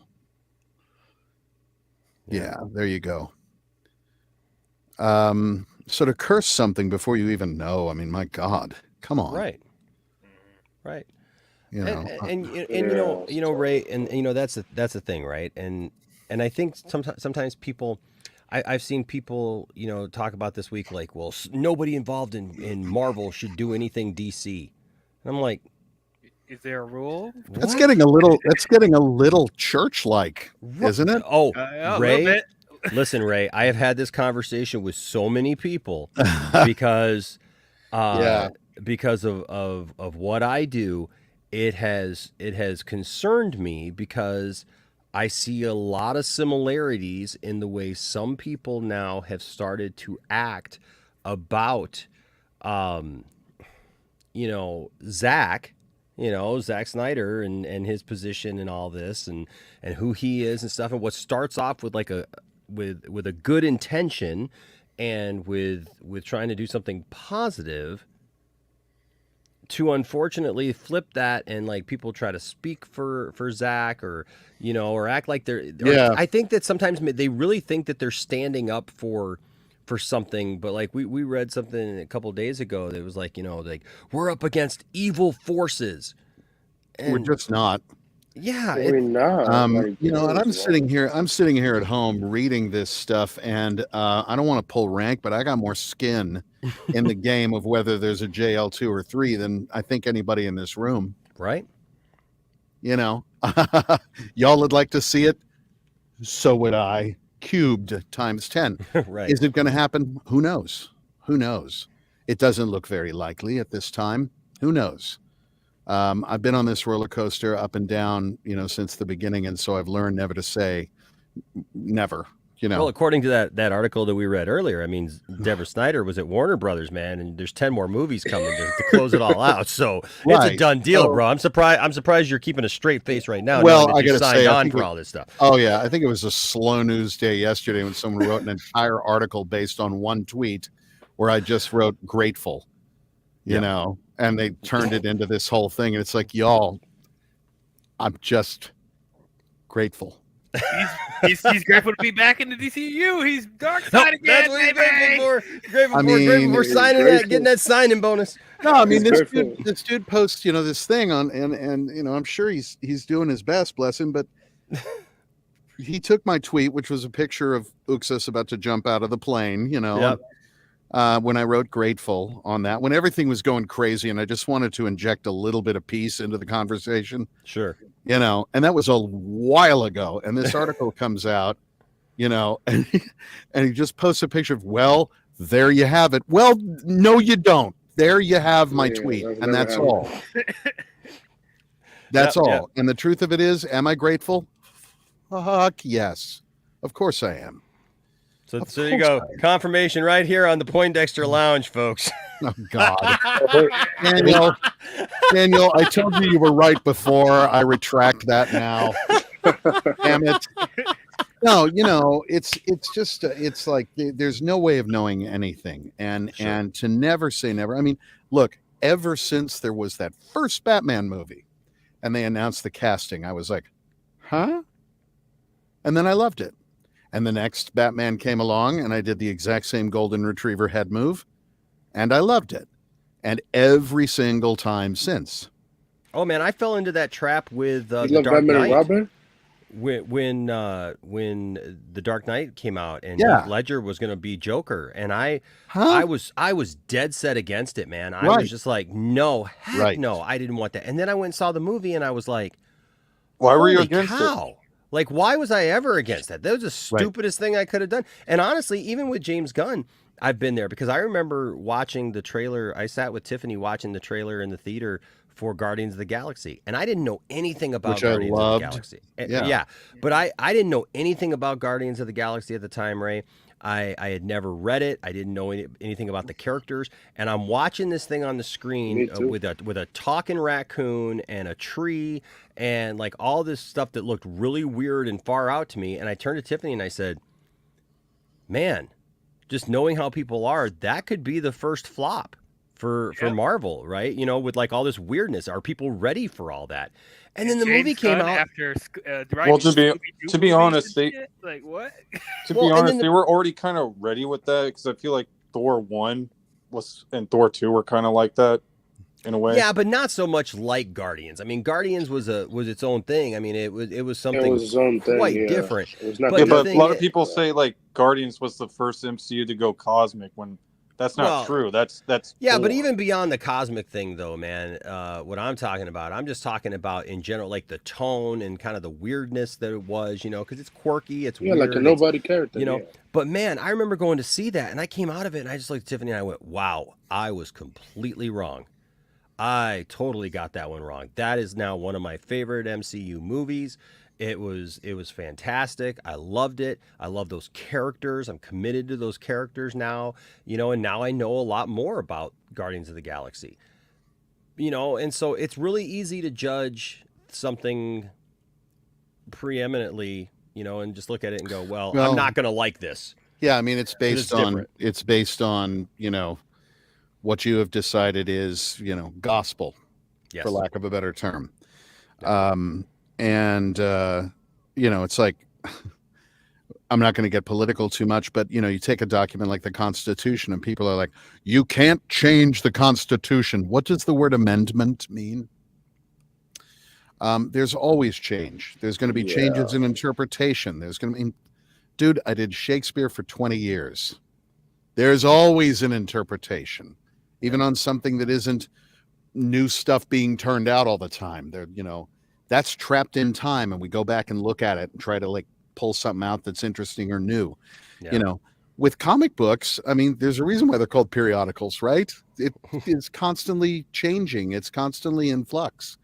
So I mean, I understand when people say, well, that's not my Batman. Okay. Give this one the chance to be yours too.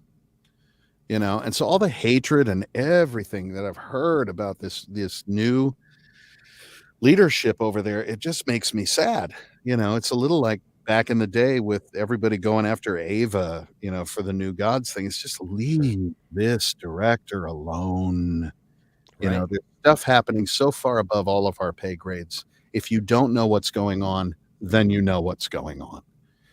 So to say anything empirically or to talk about violence or make aspersions against someone's character just because you think they might not do something that you like is such a horrible waste of time and energy.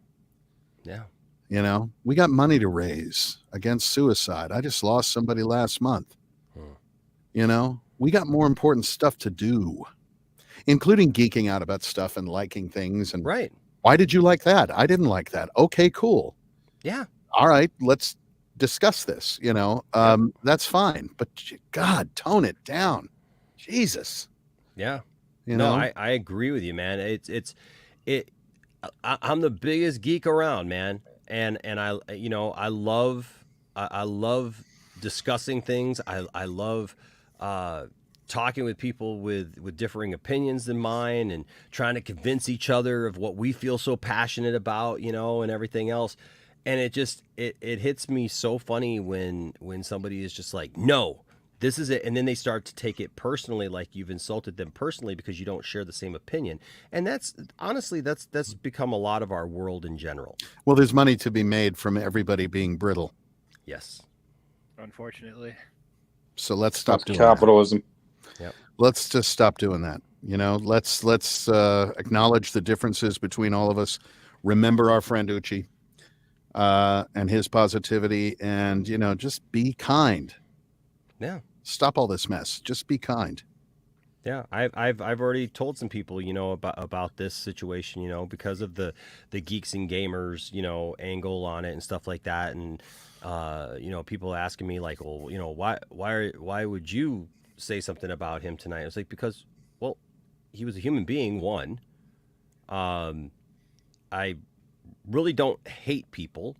And I especially don't hate people just based on the fact that they have differences of opinions with me about some things. Or Geeks and gamers said and did some things I do not like. Exactly. End of. Yep. And that's all. My interactions with Uche were never anything less than completely fun, completely illuminating. And it always made me wish that that we could hang out more and talk. Yeah. So, this weird Lord of the Flies tribalism going on in the internet. Right. Stop it. Right. There's better things to do. Right. And I look at that across the board, man. I look at that when it comes to politics, when it comes to religion, when it comes to all these things, man. Just treat people with kindness. And don't stereotype everybody that because somebody has an opinion like this or like that like this is who they are. Everything about them all of a sudden, and you can just eye them up and down and know exactly what they're about, whatnot. People do different things for different reasons. People focus on different things for different reasons. And just because somebody may be a part of something that maybe you don't like as a whole doesn't mean that those are horrible, evil people. Being in the church, I have had to have conversations. Last year, I had to have a conversation with a guy who, after my grandmother passed and we took over my grandmother's church and we were doing that whole thing, and starting out, I had a guy who was helping me. He was supposed to come in and help me with some administration stuff. And I thought it was going to be great. And then, dude, he started like targeting people. Like he had a background and stuff in speaking and everything, and he asked me if he could speak on a Sunday, and I said, "Yeah, cool, man. I'll take a week off. Awesome." And we went over what he was going to say, and he got up and he immediately like went for the jugular on some like political stuff. And dude, I shut down our live stream at the church. I shut it right down. And afterwards, man, I pulled him out and I said, "Look, we're not doing that." I said, because you know what? Everybody in this church doesn't feel the exact same way that you do politically or socially or whatever. I said, and this church is here for everybody.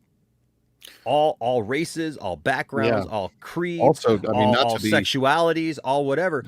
Like, and this guy stood in my kitchen, Ray. And ironically, a lot of it was over Ezra Miller. This guy was mad at me because I had been, I had interviewed, people associated with it and stuff. And I was actually talking to Ezra at the time when all this stuff started going down with Ezra, and he started having issues.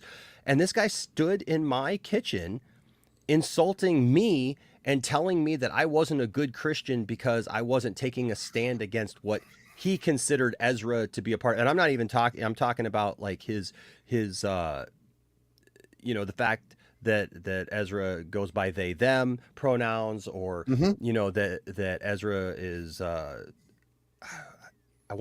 is Ezra bisexual? I don't know. I don't know. I know that I don't know Ezra anything of that stripe about them. Sure. I know that Ezra's talked about some stuff like that, and so I know they're going through some stuff. I Yeah. know that they're dealing with some things, and for whatever reason, again beyond our pay grade, I'm seeing all of this vitriol directed at a movie that isn't even out yet. Yep. And it's just, it to me is starting to throw into a really harsh light just how imperialistic people can be, right? Particularly when they're behind a keyboard, but just sort of in general. And I think it's a dangerous, brittle, sad way to live. Absolutely. I got more to do with my life, Ray. Well, to me, as I get older, Oh boy. look at this, Jesus! Come Look at on, all that man. gray. Look I know, right? And I have to keep the beard because I have no chin. How can I put a pillow back in a pillowcase? I have a question. Yeah.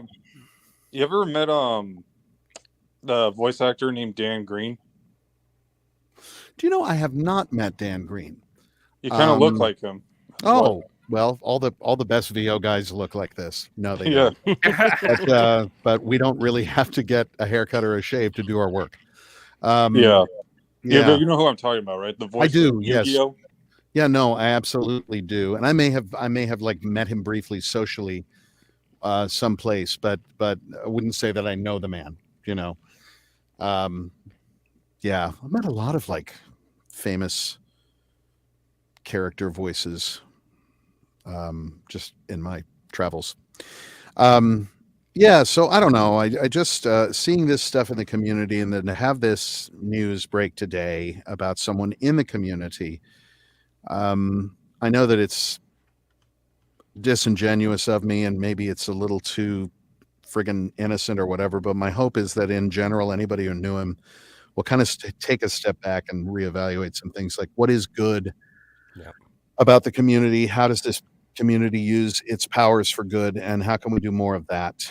And if you feel like writing some nasty shit about some creator or some actor or somebody you don't know, but you suspect they're going to do something you don't like, take that energy and go and volunteer at a humane society or at a homeless shelter, or donate to a worthy cause. Do something.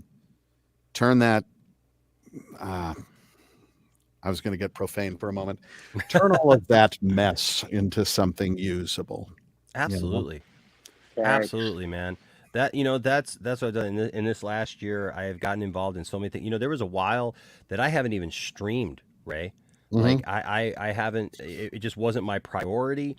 I was going through so much in my own life personally and other things, and I've been volunteering my time, and I started working at a school, so I'm working with kids who are in special ed and all those things, and it's like sometimes when you take a step back, and you got to take a step back and realize what's most important in life, and it's not that the fun stuff is not important, because you got to have the balance, in your life, but you realize This other stuff is not enough to be at odds or at war with people. Well, and also, I mean, talking to your point about fun, in a way, it is kind of fun to argue and shout and rail on something like a comic book movie because that's safe. You know, there's a lot of other stuff to get worked up about that maybe isn't, and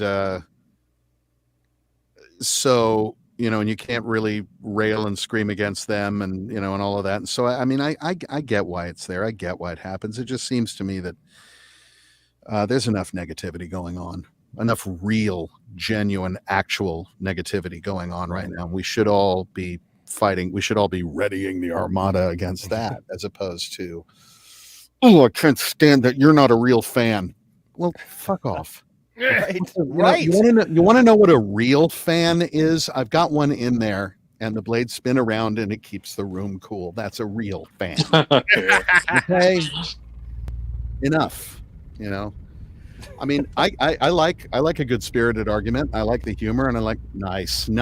There's a real fan. There's a real fan. Yes, and you're so much cooler now. But. You know, I like a good spirited debate, and I love reading them as much as anybody, but it too quickly turns mean. It too quickly turns nasty. And also you're when I see a hashtag of like, fire this person. What? Why? What are you doing? What are you doing? Mm-hmm. To what end? You know? There's better ways to occupy our time. And you never know. You might like what gets produced. You know, I meant what I said. I did that. Again, talk about taken out of context. I was in Dubai at the Comic-Con there, and my friend Hassan, who has the Geek House show, was there, and he videoed me. And you know, I love hanging out with him. He's a great guy. You know, and he was talking about, you know, oh, hey, you never know. I mean, James Gunn might, whatever. And I made a joke of it. I was like, call me. And it made news. And it's like, stop it. Stop it. Right. I was just being an idiot. Right. He's not going to call me. I mean, maybe he will. That would be great. I'd love it if he did. But come on. You know. Well, you know, that's the thing too, though, Ray. You're an actor. You work in that field. Like, why wouldn't you want somebody to call you or consider you for a role? I always love the question. And I get this question a lot. Like, well, would you be okay if they asked you to do this role again?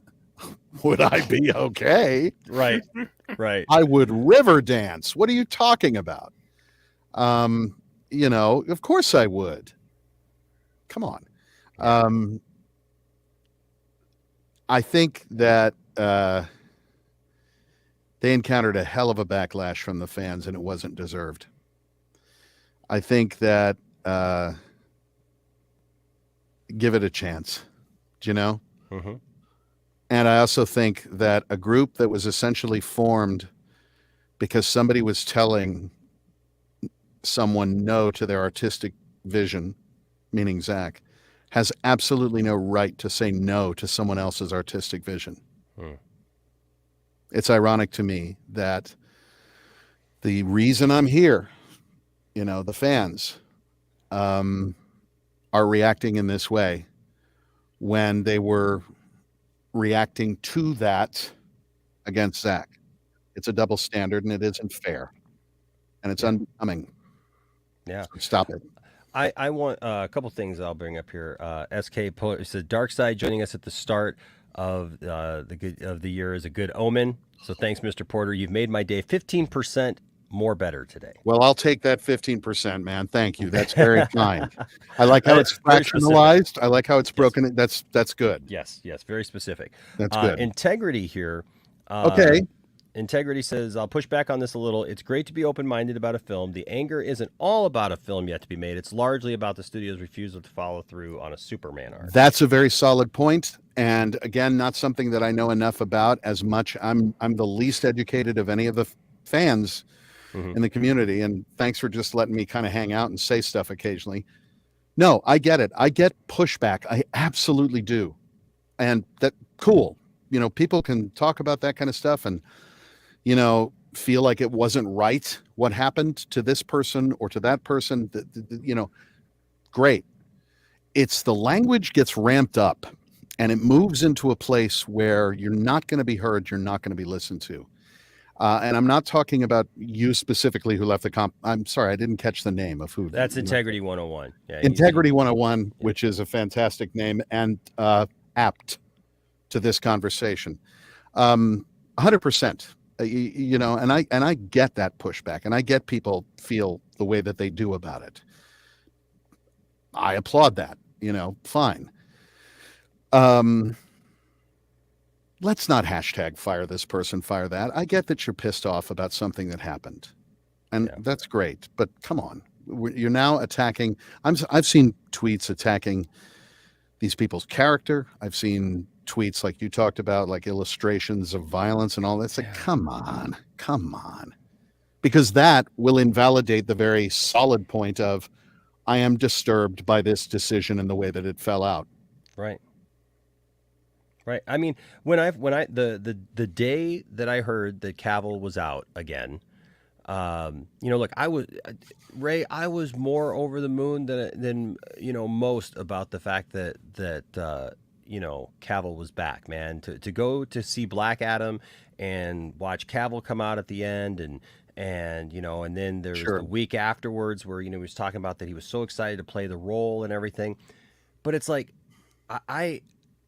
I watched this thing happen in real time, where all of a sudden these people who had been such great fans, like somebody says the slightest little thing, and it's taken out of context, or somebody doesn't understand the context, or somebody for some reason will take just somebody like Henry Cavill saying, "Hey, I'm looking forward to playing a bright and hopeful Superman." Right. And then all of a sudden it turns into he's turned his back on Zach. He's we're not going to go support well, and that's him. the thing. I mean, these a lot of like, people what? are kind of, in the absence of information, they're going to fill in as much as they possibly can. I get that. I mean, it does amaze me, and it always has from the beginning of this whole thing. Yeah.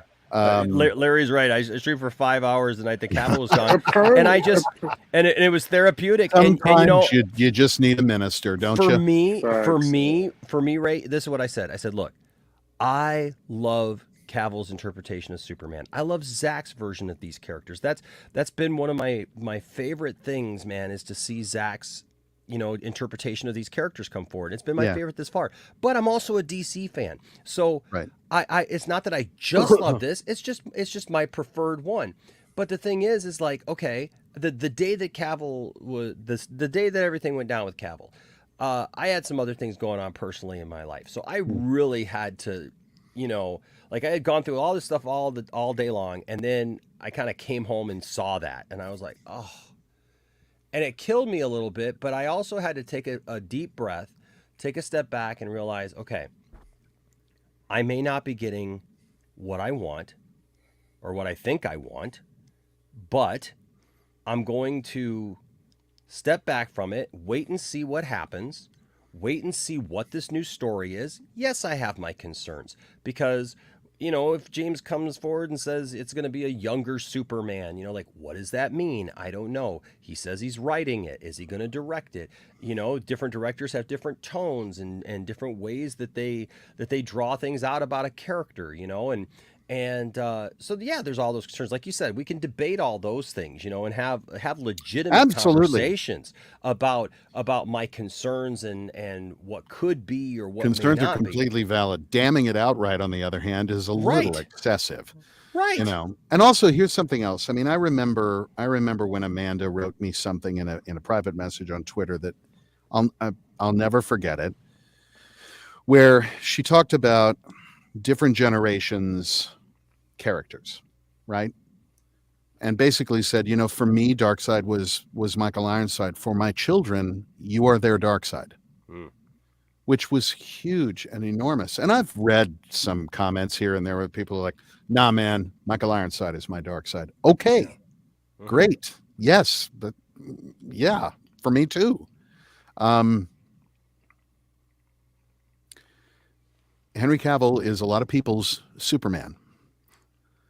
And I love you, Larry. He says, I'm a secular Jew and I I like need that, Enosh's Larry. ministry on a semi-daily basis.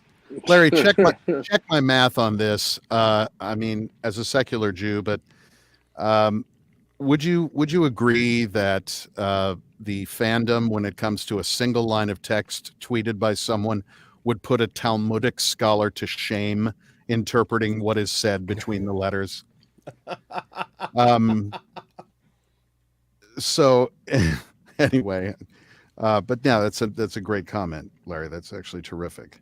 Yeah. It's there's the only constant is change, right? You might go see the new Superman and absolutely hate it. Somebody will love it. Yep. It's just how it is, right? There are people who, I'm sure there's people out there who are like, Robert Pattinson is the only Batman. Okay, cool. And it can be a hotly debated topic, and you can like yell and shout and do all that stuff. Ben Affleck. Right. That's fine. And you can have a great debate about that, a really entertaining one. It's just when it resorts to invective or accusations of someone not being a real fan or insults or any of that, it's like, I'm out. Well, when it gets to sometimes where it's like this conspiracy theory stuff of like, people are just out to ruin these IPs and destroy them. Being the Star Wars fan that I am, I have found it comical. I mean, it's not comical because I've told people in the last year, and I've had people come at me about it because how dare I even insinuate that Kathleen Kennedy is a real life human being. But I've said, look, I get it. If you don't like new Star Wars, you don't like new Star Wars. If you don't like the direction that they went, or, you didn't feel Luke Skywalker was treated with the same respect that you thought he should be or whatever. Right. I'm like, but at the end of the day, I'm like, I said, you guys are acting like Kathleen Kennedy is like this evil entity that is just hell-bent. I've seen literally people posting going, she is set out to destroy George Lucas's vision, and she's trying to ruin Star Wars and ruin Luke. And I'm like, first of all, she's the CEO of a company called Lucasfilm, and it would not behoove her to do things purposely to try to somehow ruin. Well, it's like she may make mistakes. The notion that it takes 15 minutes a day to make a movie and the rest of the time is spent pouring through your tweet history and your comment history to find out the things you like so that then they can go and undermine them. I mean, come on. Well, I've always noticed people like to put the characters before the story when it's like, these people's jobs are to make the stories before the characters. I don't know how. That's the deal. If there's not a decent story, there's no point in watching it. Yeah. And but to me, it's a little like anybody who has a child, I think, can relate. I hate carrots. You've never tried carrots. I hate them, but you've never tried them. I used to make a deal with my son. I don't like that. You've never had this, but I don't like it. I'm not going to force you to try it. But I'm not going to listen to you when you say you don't like it because you don't know that you don't like it. Right. Until you try it and establish that it's either okay or you hate it, I'm not going to respect your opinion. Right. Because it's an uninformed opinion. I hate carrots. You've never tried them. Try the damn carrots. If you don't like them after, valid point. Right. How can you hate carrots? Some people do. I hate avocados and raspberries. I don't like avocados either. I don't like tomatoes. I said that this week. We've had a fun conversation back and forth with everybody here because, like, for one, I really did not like the first Avatar movie at all. And I love the first Avatar movie. Yeah, and I just I disliked it so much. I remember going to see it. I saw it So twice. you're a in the James theater. No, I'm not. No, and no, I'm not at all. I like a lot of what James Cameron. Yeah, right. I like a lot of what James Cameron's done. It's just that I remember going to see Avatar in the theater. I saw it once, and then I saw it a second time just to make sure. But then I realized, like, I really don't like this film, and it was like a thing of like, not only do I just like, it's okay. It's like I really just don't ever really want to revisit this film. It was gimmicky to me. I felt like I had seen this movie several other times, but seen it done well, as far as the content and the plot devices and stuff like that. And so I have not been thrilled, with the idea of more Avatars coming out. But I understand that somebody likes Avatar. Just went over $1 billion. Obviously, you know, people 1.4. are liking it and they're going to see it. But it's like I've told people, like, that's fine. I'm not going to go see Avatar 2. I'm sure I'll see it at some point, but it's like I'm not rushing out to go, you know, I'll be honest, go Avatar watch But people it. are telling you to go see on the big screen. Oh, I know. Everybody, you know, it's like you'll like it this way. It's like, no, I didn't like the first movie, but Well, again, I bring that up because to your point, Ray, I said, but here's the thing: if you see me do a review of Avatar 2 without ever seeing Avatar 2, don't listen to me. Right. Oh, Because I'm uneducated about that movie. This could be a movie that turned it all around, and maybe it's like 100 times better than the first one. I don't know, but I always use that argument against people who say, "Well, watch it on the big screen." I'm like, well, if it's only good on the big screen, that means it's not good on the small screen, like, which is what all movies should be: is good on both platforms, no matter how big. I think that's more the discussion about the technology. I'm reminded of my conversation with Ray Fisher prior to the movie coming out, where he was like, "Do you have a decent TV?" I was like, "I was just going to watch it on my iPad," and he was like, "What?" And then, "What kind of TV do you have?" And I told him, and he was like, "No, no." And so, literally, I went to Best Buy the next day and got a suitable television to see the film. And my kid loves it. It's in his room. I don't have a TV, so he plays Xbox on it. But, you know, it's that thing of like, you've got to see it. And then I got to see it in IMAX, which was amazing. Yeah. But people, you know, when I got to see it on the big screen, we did it that here in Detroit as a AFSP. That would be great to go and see with an audience. That would be really I'll tell you what, man, I didn't realize that I needed that experience until I had it, because it was amazing that, like, all those moments that, you know, even being here with my own family and, you know, being happy and cheering about stuff like that, but to be in a theater with other people and just draw off that energy together. And it was like, oh man, the still shot where the Justice League comes together and they're moving in slow motion and everything. And like, everybody's just like, yeah. And they're clapping and stuff. It's the communal thing, which I totally get. Yeah, absolutely. You know, Avatar 2, I mean, I'll see it at some point, I'm sure. Whether it's on a bigger screen or a slightly smaller one, I don't know yet. It'll be on Disney Plus soon. I haven't seen it yet either. And I don't never have thought much the of a first one desire, has much rewatchability, just because I haven't seen it since it came out. First came Yeah, out, I saw it twice. But that's my personal yeah. preference. I'll be honest, as someone who has seen The Way of Water, if you're not a big fan of the first movie, I don't see the second one winning you over. It feels a little more edgier than the first movie, so you might get you might feel a little bit more sensibilities to James Cameron's Aliens, Terminator towards the end, so that you might get a little more kick out of that. But I think true. We all know that James Cameron hates the fans. I gotta say, I really like the way Integrity 101 thinks. Yeah. Yeah, he does, because there's a video where he walked out of the movie theater. You got a good brain there, Integrity 101. My hat's off to you. If I had a hat, well done. I want to make room for the carrots for the beers. Nice. The carrots push the beer. I hate You need to get a bigger fridge. You guys made me want to go out and buy carrots now. Right? Don't you want carrots? They're good for you.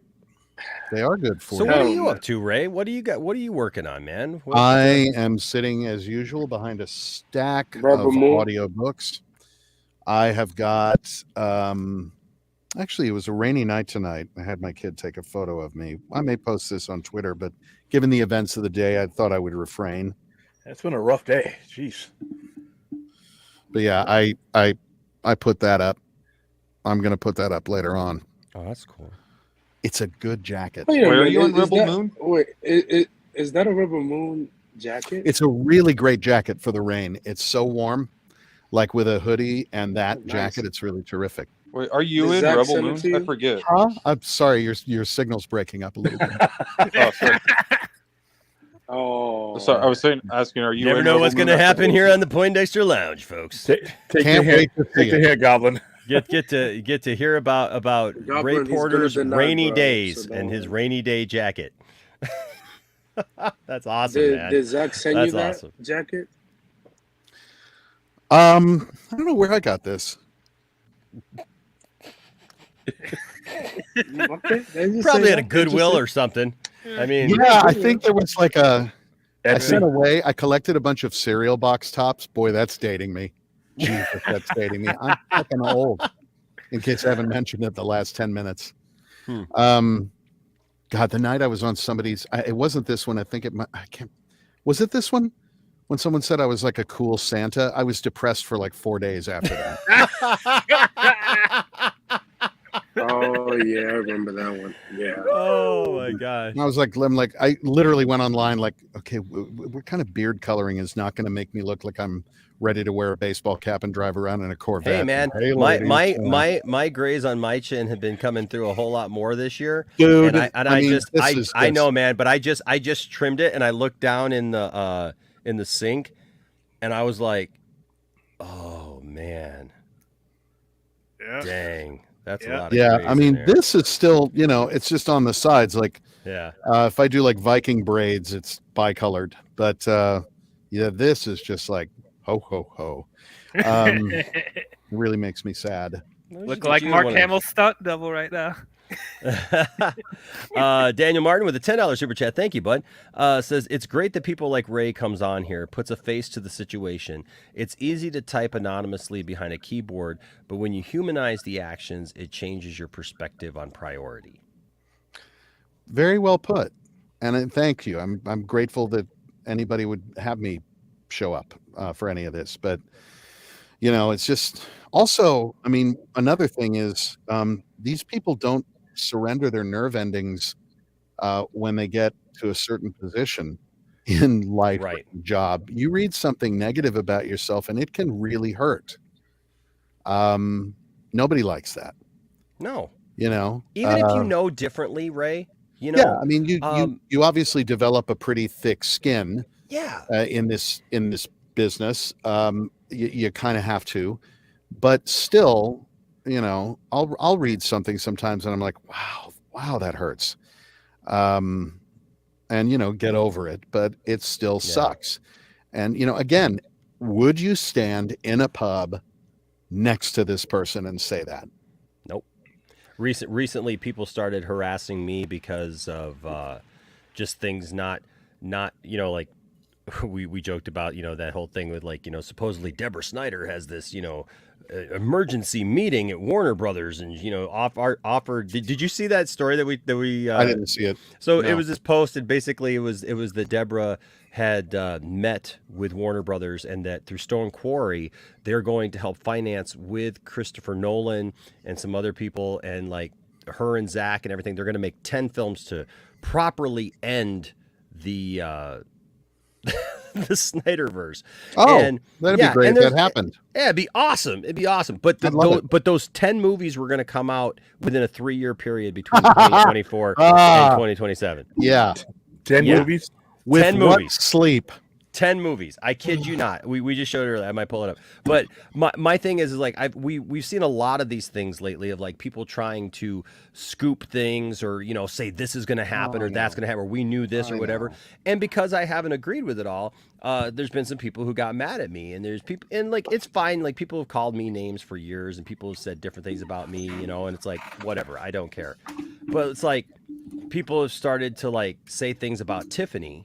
Or they'll change a screen name and they'll come in here and they'll, they think they're being cute, by dropping something, like some kind of comment or whatever, with this screen name that, is derogatory towards my wife and everything. And it's like, I just think to myself, yeah, okay, I'm a nice guy and yeah, I'm just going to block you and I just don't care. But you would never say that to my face, because if you said that to my face, you wouldn't be in my face any longer.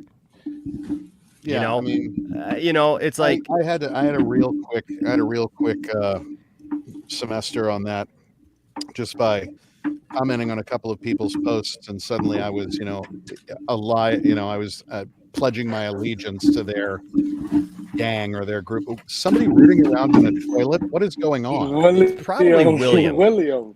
It's William. It's always William. William sits there, gets around his mic, and he's just like doing all these weird things. I'm just sitting here. Dude, I'm literally no, seriously. Sitting there. William. Then there's a touch your mic. centipede. Your mic is very sensitive. Maybe I should move it away. Can you hear it? I don't just think it you was moving you. around in your desk. Was he? Oh, no, it's it's your mic. It's your mic stand. It's picking up. It's picking Oh. up vibrations from the table.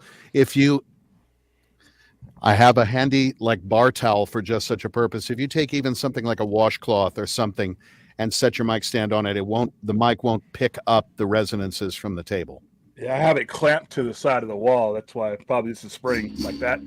There you go. Yeah, I get that too sometimes. Okay. Let's see if I've got. I didn't know that mic was good enough to pick up. Well, everything it's like certainly microphonic. It's certainly picking it up. No, it's funny. I was just listening, and it was definitely a kind of a toilety sound. Right. So I was like, what do we got going on here? It's a spring. Okay, now I know not the spring anymore. Where the hell were we? Oh yeah. Yeah, again, just whatever. I've read some unpleasant things about me and all of that, and have briefly thought dark side thoughts, and then gotten back to the better angels of my nature. And it's like, all right, okay, loser. If we were in a pub and you said that, then your life would change dramatically, but we're not. You're sitting with Cheeto dust on your fingers at home, and okay, great, go for it. I don't block people, but the mute button is a beautiful thing. I've used that on Twitter. I haven't blocked. I've never had to block anybody on Twitter, but I have muted conversation because it just goes nowhere sometimes. I just don't like it. I think I've pretty well established now among people who basically know I really don't like being tagged in fights. Oh, that's annoying. Oh, I'm just sure, leave man. That's got to me be annoying. out of it. Don't make me pull this car over. Just leave me out of it. Stop it. I see Zach get tagged all the time, man. God, can you imagine? Isn't there a function that you can stop some people from tagging you, right? Okay, Mhm. I have to get that function. Yeah. Fade says hi, by the way. Hello, Fade. Oh, that's funny. Fade. Fade. Now, see, I hit the mute button, but for some reason, people find a way around the mute button for me, and I don't know how they're doing it. But, like, I will literally go to mute a conversation, and it says the conversation's already muted, or I will go to mute a person, and it says they're already muted, and I'm like, then why am I seeing this still? Yeah. I don't know. I've been fairly successful in that. I just, it's like I think I'd like you better as a mime. Mute button. So, yeah. So you're working on some. I got audiobooks out the Yaz. There's some actually cool stuff about to come out. If you like sword and sorcery type stuff. Mm-hmm. Like Jonathan Game of Thrones Mayberry. stuff? Jonathan Mayberry wrote a big novel called Kagan the Damned. Kagan the Damned, which has been out wherever fine books or audiobooks are sold. And then there was a short story that kind of bridges the gap. And then I finished the sequel, Son of the Poison Rose, which is a great book. Really fun. I've got really exciting, fun books coming. I'm doing some really fun, exciting books right now. And yeah, just sort of recovering from the holidays and wondering how long I can leave my tree up until it becomes a problem. When Tiffany and I first started dating, 12 days, I think. Is it? No. The first year that Tiffany and I started dating, I was like in total bachelor mode, and I think she finally took my tree down in March sometime. Wow. Yeah. When my dad was overseas, we would keep, and my mom was a flight attendant, we would keep it up year round. Oh yeah, absolutely. Year round because we didn't know when we were. Yeah. We said we did Christmas one time in May. Yeah. So That's my when dad everybody was, can be together. That's my dad was in Korea, so it was, you do what you have to do. My grandma did that. My grandma did that. She put up a Christmas tree every year at the church, and finally she just got tired of it. She just left it up. Like, I don't care. Dress it up for other occasions, Right. I took a long, hard look at, it was my 15-year-old son pointed a couple of things out to me. Back when products relating to a certain character that I performed began to show up, a good friend of mine back in the theater days was like, "Oh, you need all of it. Get all of it." I was like, "Okay." So I did. And I've got a house just full of like dark side stuff. So if you walked into my living room, it's like, hi, here's my resume. You know, I need to take some of it down. I've also got basically a hard drive with everybody's artwork that I've seen on Twitter. I just click it and save it. That's awesome. You know, man. I've saved all of it because there's some damn good art out there. Do you have that statue that Scott has? That big giant statue? I don't. I want them to send me Wait, one. didn't send you one? Well, they said they were going to, and I'm not going to. But I don't want to be like, you know, hey, where's my furniture? If they do, that would be wonderful. Do it under an alias. Yeah, really. Start another account and be like, hey, didn't you say you were going to send Ray Well, Porter you one of know, those? I had, you know, Prime One, and there's somebody else that's making one. They were like, yeah, we'd love to send you one. I was like, and I would love to let you. And, you know, it just hasn't happened. So that's okay. I, you know, I do need to be able to move around in this apartment. So. Yeah, you well, I know that dark side that Scott has, man. That thing is. What about the enormous. McFarlane dark side? I do have the McFarlane dark sides. I have armored and unarmored out on a shelf. I've got boxes. I even like made a box for my kid and like autographed all of it and was like, look, at some point, if you need food or something in college, sell these. So What about the Funko Pops? I got your Funko Pop, which is they're sitting on a throne. Which reminds me, because I Or have one I of those have statues. both. I have both armored and non-armored. Yes. Out of the package, but I also have them in the package. Yes, I do too. And I got to send you some stuff, man. Yeah, I got the one with the throne. I got the one. Where I have the one. I have the one with the throne too. I've and never forgotten the once you said, "Hey, man, if you send me some stuff, I'll sign it for you." I was like, I told Tiffany, I was like, I got to take Ray up on that thing, man. Yeah, dude. I got to get that thing signed. Normally, people charge money for that sort of thing. I know. No, I have many dark sides here in my studio, all glaring at me as a gentle reminder that I need to get back to work. So I've got both of the recent ones, the Funkos. I have one from a different era. I've got two from a different era, and then I have the Fisher Price one. Oh, that's cool. Do you Just have the sitting up Justice here. League one? I don't know. I wish I could turn the camera around. But I have all these guys sitting atop my preamp, and I have a road case that all the rack gear sits in, and they're all sitting on the rack gear, glaring at me. That's awesome. And I'm wearing the T-shirt, so I would. The Michael Irons. Yeah, man. I'd have a So lifelike would I, man. statue of myself greeting me at the door. God, I was at a Comic-Con in Providence, Rhode Island, and damn it, I'm old. I'm drawing a blank now on his name. He voiced Darkseid, not Michael Ironsides. He was Candyman. Oh, Todd. Tony Todd. Tony Todd. Thank you. Tony Todd, yeah. I'm sure there are people furiously in the chat, just like, you asshole. But I ran over to his table. There was a big line of people, and I come running up, and he looks at me like, what the fuck, dude? And I was like, I played Darkseid too. And so we chatted about that, and then somebody shot a video of both of us saying things in our voices. Nice. And it was really fun. But it was, yeah, that was cool, you know. His voice is creepy. I mean, I had a chance to meet him, actor. but it's just his normal voice. He doesn't even have to alter it. He's talking to you, and you're like, you're waiting for bees to start coming out everywhere. Exactly. And, like, But which one did he voice in? Which Darkseid? I can't remember. I know he did, though. Was that the Justice He League did, the Dark Apocalypse War one? May have been. Yes. And then a guy that I worked with at the Oregon Shakespeare Festival, Jonathan Adams, also voiced Darkseid, I believe, in the game. So there's a slew of really good actors. I really would love to meet Michael Ironside, though. He also voiced Dark Tony Knight Todd was Batman also- too. Yeah. Frank Miller one. Yeah. I think.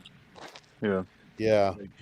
It's cool. I mean, it's, you know, and again, it's something that I share. It's like I did it and somebody else will at some point. Right. So good, you know. That's what I say to everybody, like, because you know, I'm in all these Superman groups. William eventually left the Superman group. I couldn't take it anymore, and I have a high tolerance.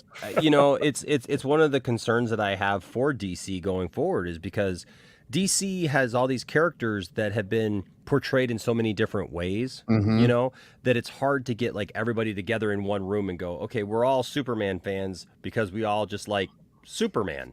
It's like, no, I like this Superman or that Superman or or this or that, and man, so they go off on Christopher Reeve, and I love Christopher Reeve because I grew up with Christopher Reeve. Yeah. He was my Superman. Even before that, when I was a latchkey kid, George Reeves, when they would show the old, play the George fan Reeves. noise as he jumps out and lies on a table.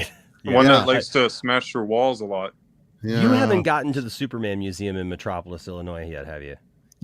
Oddly enough, I'm very rarely in Metropolis, Illinois. I know, but I'll tell you what, Ray. Because they probably don't want you there. If You're right. Right. They don't want Darkseid to show up. No, I'll tell you I would what. break shit. The people who run it, it started off as a guy's just collection, and now his daughter runs the thing and her husband, and they're just awesome people, and they've got all kinds of like movie stuff from the Reeve movies, but they also have a whole section. Cool. There's a section for every type of Superman thing. So they got a section for George Reeves, and they've got actual costumes. And I mean, that dude was wearing a wool costume, man. Like, I can't imagine under those lights and the heat, but they've got the black and white one. They've got the color one. They've got like all these different props and stuff. They got stuff from Lois and Clark, New Adventures of Superman, cool. Wait, can you Smallville, and all this stuff. But we went there a couple of years ago, and then Dawson and I went back, and because we got everybody together, and they have this walkway where you can purchase these bricks. And, yes. Yeah, and so we got one we had everybody get together, and we did a GoFundMe thing, and it helps support the Superman Museum because it doesn't get any subsidy from DC or anything, and then and so we did that, and so now that brick's down there. But man, they were talking to me about it, that they would love some of the new blood, like Zach or like other people who are in these movies to come through and and be a part, and see those things. Well, so if you ever get out that way, let me know. I mean, it's a 9-hour drive for me, man. I've been contemplating going back to my hometown, and if I do, I've got to stop in at Kokomo Toys. Oh yeah, which wasn't there when I was growing up. That's 5 hours away from me, man. There you go. And 4 hours. And then it probably wouldn't be much of a schlep to get over to Metropolis. No, it's a great place. They got a 15-foot high Superman statue in Town Square, and the museum's amazing. And Wait, did Darkseid? They've got Darkseid stuff in there, man. Do they? I love that. They got Darkseid stuff in there. Costume. They got the Supergirl costume. Yeah, they got so much stuff in there. Do you remember if Darkseid appeared in Smallville? He did. Unfortunately, he took over a human body. I mean, if you want to say that was Darkseid, that's probably the. To me, Smallville's so great. That epitomizes Smallville for me. That Darkseid friend for me. No, there were a lot of great things about Smallville, man. Yeah, but few the and dark far between, my friend. Oh yeah. What'd you say, DL? Few and far between. Few and far between, my friend. No, there was a lot of great things about Smallville, but Darkseid on Smallville was not one of them. It was the last episode. The showrunners say that was in Darkseid. The CGI was not that special. I'll just say that. He was going to appear on Krypton. Yeah. Was Smallville on the CW? Yes. Okay. Listen, having done a CW DC property show. Right. That's right. These people are putting together, the fact that they're able to put together what they're able to put together with a budget of about $4 is impressive as hell. I'm serious, though. They don't get the kind of funding. And so people will always be like, oh, the costumes were dogs. I hated the CGI. And it's like, it was in Naomi. They had no money, they were just doing it. And I mean, yeah, you do have to give them props for that. I've been in larger budget shows before. I loved working on Naomi. It was so fun. And I really wish that it had gotten a second season, not just for my own personal things, because I was going to be back, but I wanted, especially after working with them, the couple of days that I spent with the crew and the cast and everybody, and Demain, the director, and just. Well, that was the Ava DuVernay. That was Ava's show, yes. So, yeah. I haven't seen it, man. Yeah, Demain Davis directed, and she's wonderful. She's amazing. They said it was shopping around the show. Yeah, it was. I mean, I had a terrific time. But again, these CW shows, the fact that they're able to put out anything with the limited budget and support that they have from the studios, comparable to Yeah. let's say a feature film or something like. I mean, I got a lot. I rate them very highly. I really do. Yeah, You it's know? just the reality of the financial situation that they were in from the get go. They, a lot of people didn't realize that the CW never drew money and they never really drew ad revenue. It's the same thing. Like in 1990, the Flash didn't get canceled because of bad ratings. The Flash got canceled because in 1990 it was a very expensive show to make, and for TV you cannot justify certain budgets unless you're on cable or like it was real $20 pay million cable. per episode. Yeah, in 1990, that's astronomical. Huge. That's That's astronomical. huge. And So- the thing with Naomi too was it was kind of a slow burn. You know what I mean? When it first started out, I know that a lot of people were like, I don't know about that. Do you remember if Christopher Reeves appeared on Smallville before he passed away? Oh, did he? He passed the torch. Actually, that was where I was going with that. Was that there's all these people who talk about Christopher Reeve, right? And they act like, well, they think he's the greatest, and that's fine. But they will say no one can ever play Superman but Christopher Reeve. Christopher Reeve is just it. I've even seen people say ridiculously that going forward, no actor should ever play Superman again, that they should just get a body double and then put Christopher Reeve's In that face group. over it. In that group. In that group. And I get attacked all the time. I've just stopped. I stopped posting, because like the thing is, like if anybody even mentions that they like Cavill or, pretty much anybody else, like they just get, piled on. But in the animated series, just like. But no. I say this because that's the funny thing about Christopher Reeve, right? Was that Christopher Reeve understood, and that's where I was going with that. Was that Ray? You had mentioned like you were Darkseid for this point in time, right? And there are people who came before you. Yeah. And I'm sure there'll be people who come after you. God willing, Darkseid, there'll be people that come after. And Christopher Reeve talked about that he understood that he was a custodian of this character for this time. And that he looked forward to seeing what would come next. And he went, that's a great point, Goblin, because he went on Smallville as to be able to pass the torch kind of to Tom Welling and say, it's okay to like somebody else in this role, which is really ironic when you get these people who are like, no, we're never going to pass the torch. And it's yet these same people will love Doctor Who. Yeah. Oh, brother. Which changes doctors as often as people change their socks. I mean, it's like, come on. Whovians, they have their strife too, because if you go if you go from between 8, 9, and 10, to me, the 11th Doctor was the best. And I've seen every single second of every Doctor Who, everything that's ever been presented. Matt Smith's Doctor Who, and I don't know whether it's because of stories that they crafted around him, but he was my favorite Doctor. But there are a lot of people who like the 4th Doctor, and the main reason why people like the 4th Doctor as much as that was the first Doctor that was available to America. That was the first one that was broadcast from BBC to here. Right. So 1, 2, and 3 were non-existent to American audience, and you had no way to see these things. So, us who we fight. There's a lot of infight. And then when Jodie Whittaker came on, I thought it was going to be a civil war again. Right. And it was like, holy mackerel. But yeah, it's not as bad because the premise of the character is to change. But when it comes to superhero characters, the thing that happens is yes, Daniel. Yeah, they attach these things to their identity, and if you change these superheroes, the actors, it's like you're attacking their childhood and the memories that they're attached to. Well, that was the point that I made earlier about, that's my Superman or that's my Batman or whatever. Yeah. That's the Batman you became aware of when you were a child, and it meant so much to you, and it was magical, and you're going to hold on to that, and that's great. That's fantastic. To a line. When you cross the line into invective and violence and horror and all the other bullshit, then it's like, okay, maybe go outside. But I get people have allegiances to certain. I mean, I've seen it. Nah, man, no, Michael Ironsides is my dark side. Nah, he doesn't sound. Nah, fuck it. And it's like, right? Yeah, cool, dude, great. I guess I won't be getting a free beer from you.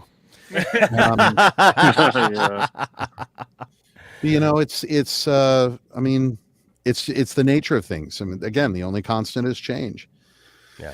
And you may not like it, or but to hate it preemptively is a waste of air.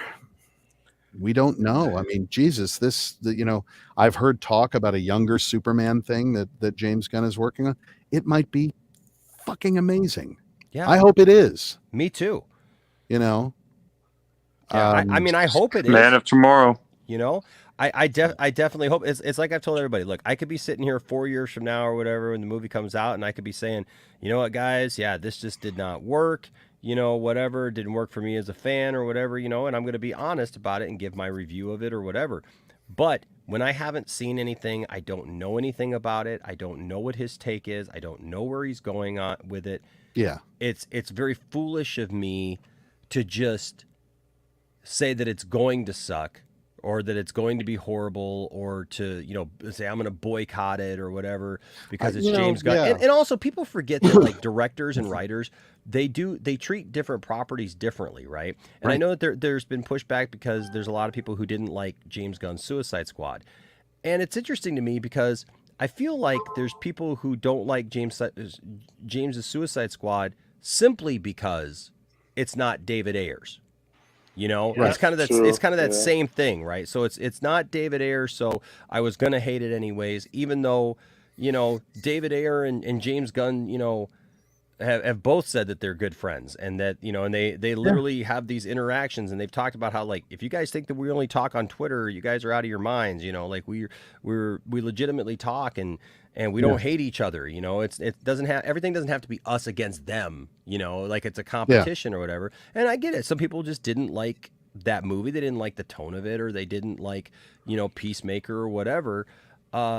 But it doesn't mean that if James Gunn does a Superman movie that it's going to have the same tone as the Suicide Squad. No, and you know, I mean, it goes even deeper. You know, I obviously things have come to light about this person, and it's not someone that I would really wish to associate myself with based on that. He also made a decision when he took over Justice League that affected me personally. Mm-hmm. Doesn't diminish the fact that I fucking loved Firefly. Yeah. It just doesn't, you know. I'm not going to go back and retcon hate it because of this, you know. Burn it all in effigy. Burn it all, you know. It's like no. I still appreciate what he did with the first Avengers movie. That's still one of my favorite superhero. There you go. You know, and I mean, yeah, he made a decision that hurt, but that's got nothing to do with what came before. Thank you. I had a great time. Or what's come after too, you know. Thank you, Aaron Pritchard. I had a terrific time on that show. They let me say a lot of stuff that wasn't in the script, and I basically just made myself laugh all day. So thank you. That was a fun show to do. Yeah, you know, so I like James Gunn's work. I like the stuff I've seen. Seems like a good guy. You know, I would love to work with him if he wants me to. Yeah. And if he doesn't, then I will watch like everybody else to see what comes. And if I like it, then I like it. And if I don't, then I don't. But I will have tried the carrots. There you go. You know, just hopefully this time they'll finish the story. Unlike the last one. Yeah, you know, I mean, obviously, I'm not going to put words into Zach's mouth. Would he like to see the completion of his vision done? I'm sure he would. Hasn't stopped him from making some killer films. Doesn't mean we still can't, as an Elseworld story, you know. Sure, you know, it doesn't mean it's dead and done.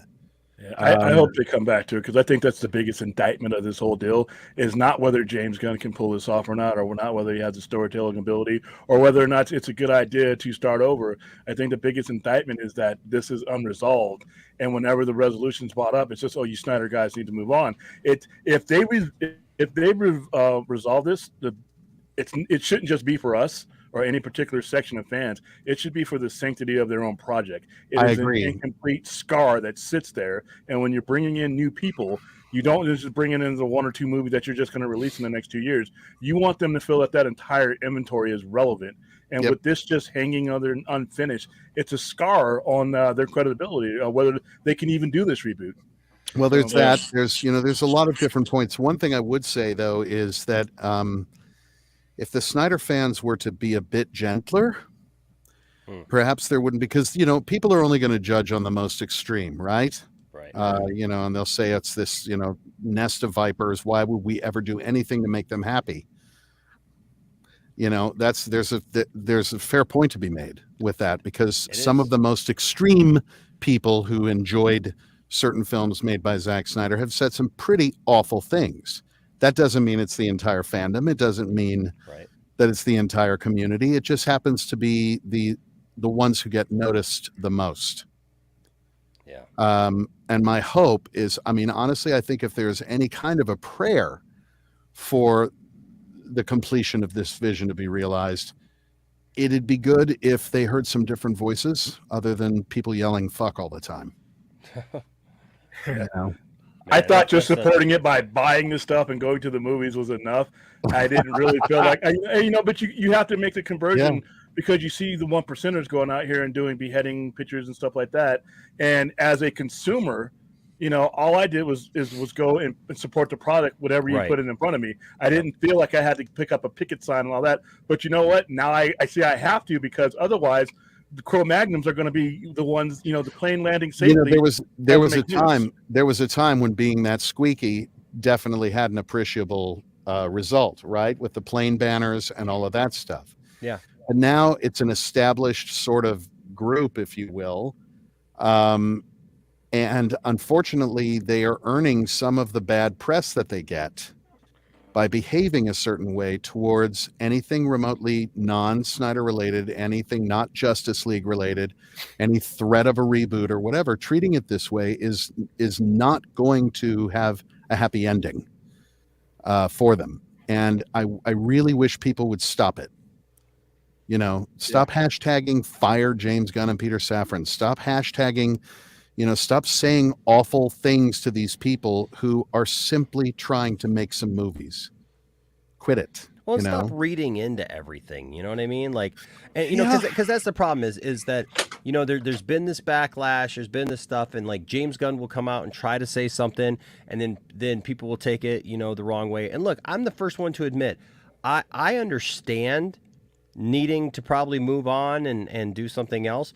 I think it's unfortunate probably the way that it was communicated, the day that it was communicated when we were all excited because we were going to see Henry again, and it was like, oh my goodness, this is actually happening. It's upsetting because it's like, hey, this could happen. Oh no, it's not. Yes. I mean, it was like we all bought into it again, that it was like, hey, it's here. And then all of a sudden in one day, literally one tweet, James came in and just said, guys, I have met with Henry. I am writing a Superman movie, and it's a younger Superman movie, so it's not going to have him. Done. Yeah, did WB not know that James Gunn was going to do that before they told Henry to say on? I don't know. I don't know. But let's review.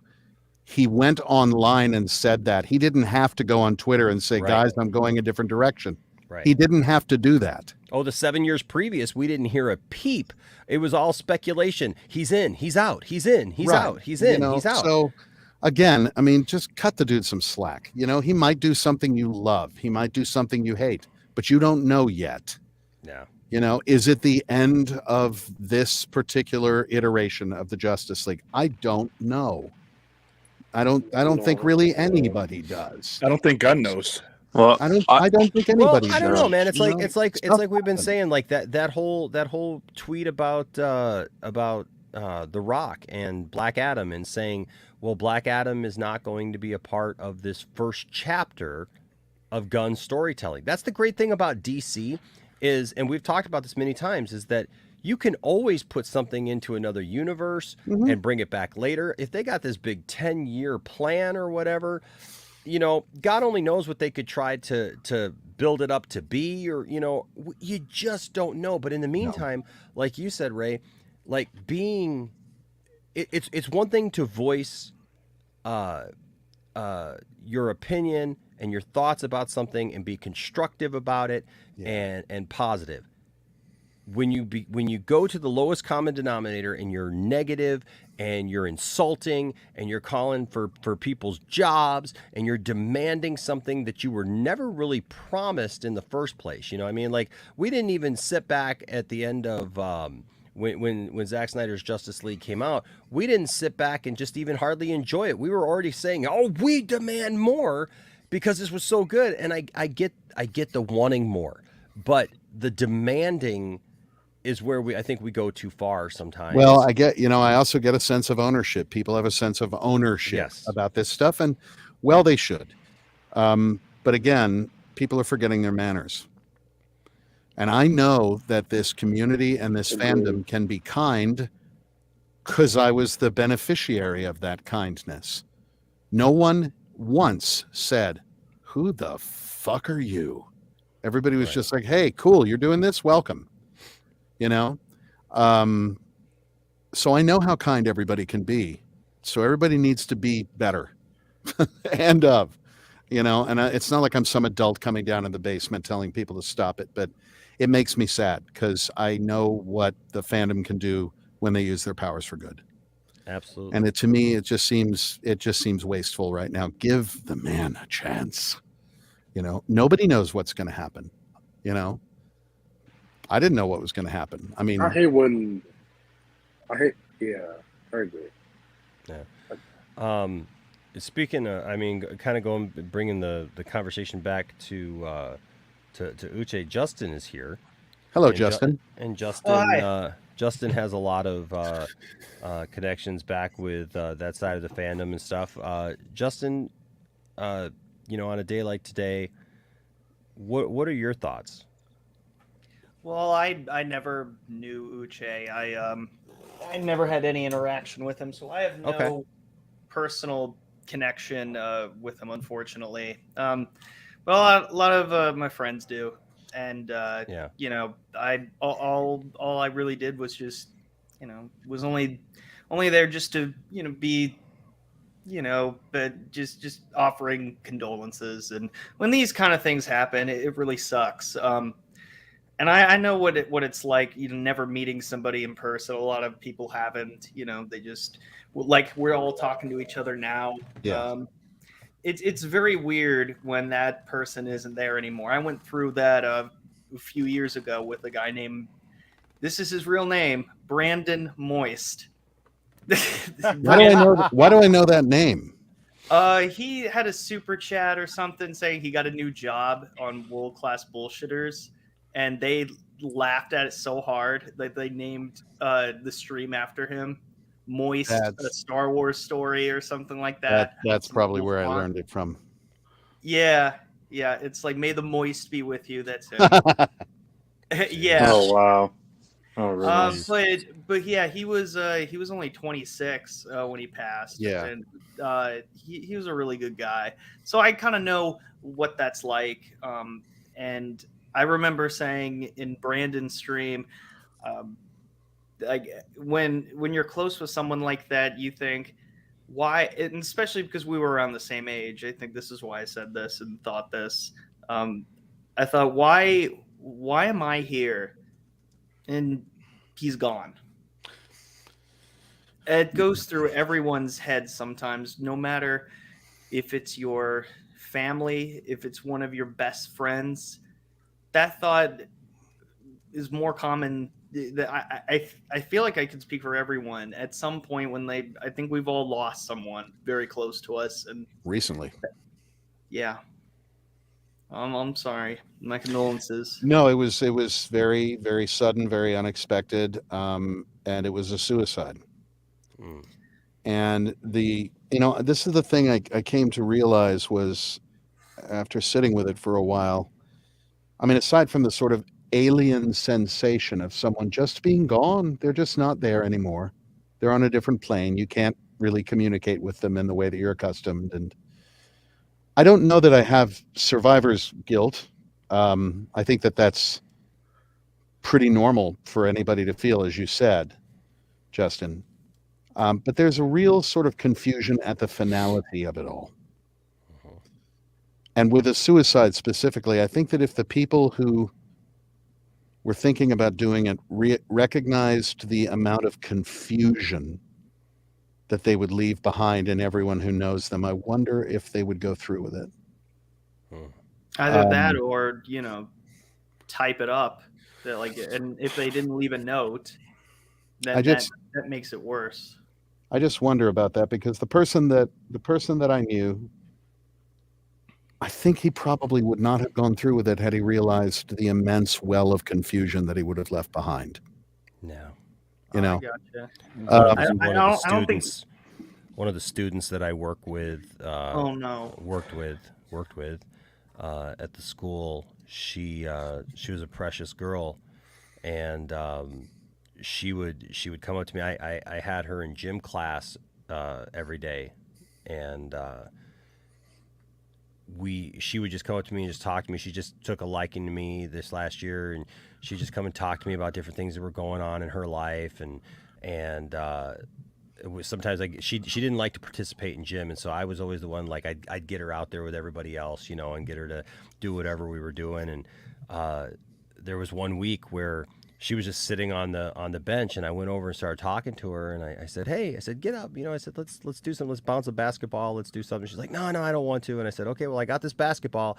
I said, I'm gonna throw it to you. I said, so you can either catch it or it's gonna bounce off you. And so I tossed it to her, and she smiled, and we sat there the entire hour, you know, bouncing this ball back and forth to each other, tossing this ball back and forth to each other. And she was just telling me about her life and everything, and no indication of any of that, you know. And then we all came to school the next week, and she had taken her life. And you know, and it makes you question, like, could I have said something? Could I have made an impact in some way, you know, that maybe I failed to do or whatever? And it's that sense of responsibility, isn't it? Yeah. Obviously, in a situation like Uche, it's just so sudden and such a surprise, and it's, you know, what, and all of the cliches suddenly become relevant of, you know, how little time we have, how precious things are, how important things are, you know, all those things. And I guess it kind of dovetails into what we've been talking about so much tonight, which is just, I gotta go back to Patton Oswalt's late wife. You know, it's chaos. Be kind. Yeah. And after my friend's death, after Uche's death, you know, I'm committed even more to being kind and peace. Unless I'm on the clock, and if I'm getting paid, then it's ready the Armada. Otherwise, I think everyone increase can the relate to peace. that. You know, It was, I work at a bar, and this last weekend, oh boy, yeah, you bet your ass, everyone is thinking that. Just increase the peace. You just spoke to me there, so I'm like, yeah. Well, and then there's things like, I mean, we didn't even get to it tonight, but I mean, you know, Jeremy Renner, you know, for example, Jeremy Renner, who's injured, and Ken Block, God bless him. You know, Ken Block, who I didn't know personally, but so much of my time with my kids sitting and laughing and watching those videos, you know, that stops now. And he's got a family. He has a daughter. He has, you know, it's, again, you know, just, it's chaos. Be kind. Yeah. Monday Night Football just got postponed because of that guy, and I was watching that. I've got I've actually got the thing that happened on Monday Night Football, because we were following the Jeremy Renner thing, and then Uche, and then I saw that let me pull it up here. is that the Bengals game? Yeah, Bengals, the Buffalo Bengals Bills, and Cincinnati Bengals game was postponed after Buffalo Bills. Was it Dahmer? No, it's it was Damar Hamlin. Damar Hamlin. Damar Hamlin collapsed. NFL Commissioner Roger Goodell announced Hamlin received immediate medical attention on the field by team and independent medical staff and local paramedics. He was then transported to a local hospital where he is in critical condition. And then, you know, they say our thoughts and prayers and stuff with him and everything, you know. Well, I have a unique insight on that because I live around that area where that happened. A lot of people who were witnesses to that game said the guy just sort of collapsed, and you know, when you hit yourself, when you hit yourself in the middle of your chest, like and in that way, and I guess the delayed reaction, if you see the video, shows that he, you know, just kind of fell back. It was due to a cardiac arrest that was sort of triggered by that. I guess he got hit on the side of his heart, and they said it disrupted the electronic signals that prigs you could program your heart to beat. And that's why they had to have him defib. The people that were working on him, they got to him within 10 seconds. And that is the way it's done. I mean, hopefully you never have a situation like that, but they were on him. I mean, where he was at in the field and where they got to him and were able to get them that shot, because that's basically what they did. Well, it happened once before, didn't it? It happened in that college game. Yep. That was in Loyola Marymount, Hank Gathers. That's it. And route. so, of course, they're going to be ready for it. And now, I hope they were able to establish a normal sinus rhythm for him, and he recovers. Yeah, his vitals are back up. They sedated him to they intubated him. So right now he's in critical condition. But yeah, I was watching that live. I mean, look, that stuff is scary, and you can be absolutely healthy. I mean, I have had now in my life. I mean, I had been fine. My heart's actually okay, and it's fine. I don't have any existing heart problems. But I've gone through now 2 different bouts of AFib. Right. Now I used to weigh over 400 pounds. That was when my first, bout came, and I was, but I spent 5 days in the hospital and had to get shocked back, and trust me, it's something that, like, when you go and you're just living your life and then all of a sudden something just kind of knocks you out, it really makes you think about stuff, and you just got to pay attention. And the second time that it happened was just this last Easter. And I had gone, 5 years without an incident, without, being out of rhythm. And then all of a sudden I just felt a little strange one day. The first time it happened, I couldn't breathe. Tiffany had to take me to the hospital and everything. The second time it happened, I just noticed that I felt a little off, and I just went to an urgent care and said, hey, you know what? Can you just check me out? And they ran an EKG and they're like, yep, you're just barely out of rhythm, but you are out of rhythm, and got it taken care of. But Now, talking of rhythms, my circadian rhythms need to be observed, and I'm going to have to step off. Me too. I got to get up in 3 hours. I'm really grateful that you were on tonight, because honestly, after learning about Uche, I wanted to talk to somebody. Just sit, even if we weren't talking about that, just be in communion with other people. And Absolutely, so I'm glad that you were here. Thanks for having me on. It was wonderful talking with all of you guys. You're always welcome, Ray. And everyone in the chat. Thank you. And okay, so a more peaceful 2023. Yes, sir. Yes, sir. And a less eventful one. And I look forward to seeing you in more jackets. Amen to that. That'd be all right too. I look forward to all the different jackets you may wear. I hope so. Yes. All right, man. Be well, guys. All right. See you later. Have a good one. Peace, man. One of the good ones there. I wanted to add one more thing when we were talking about when you were talking about your cardiac rhythms and interestingly, I believe that was that the cause of death for Uche?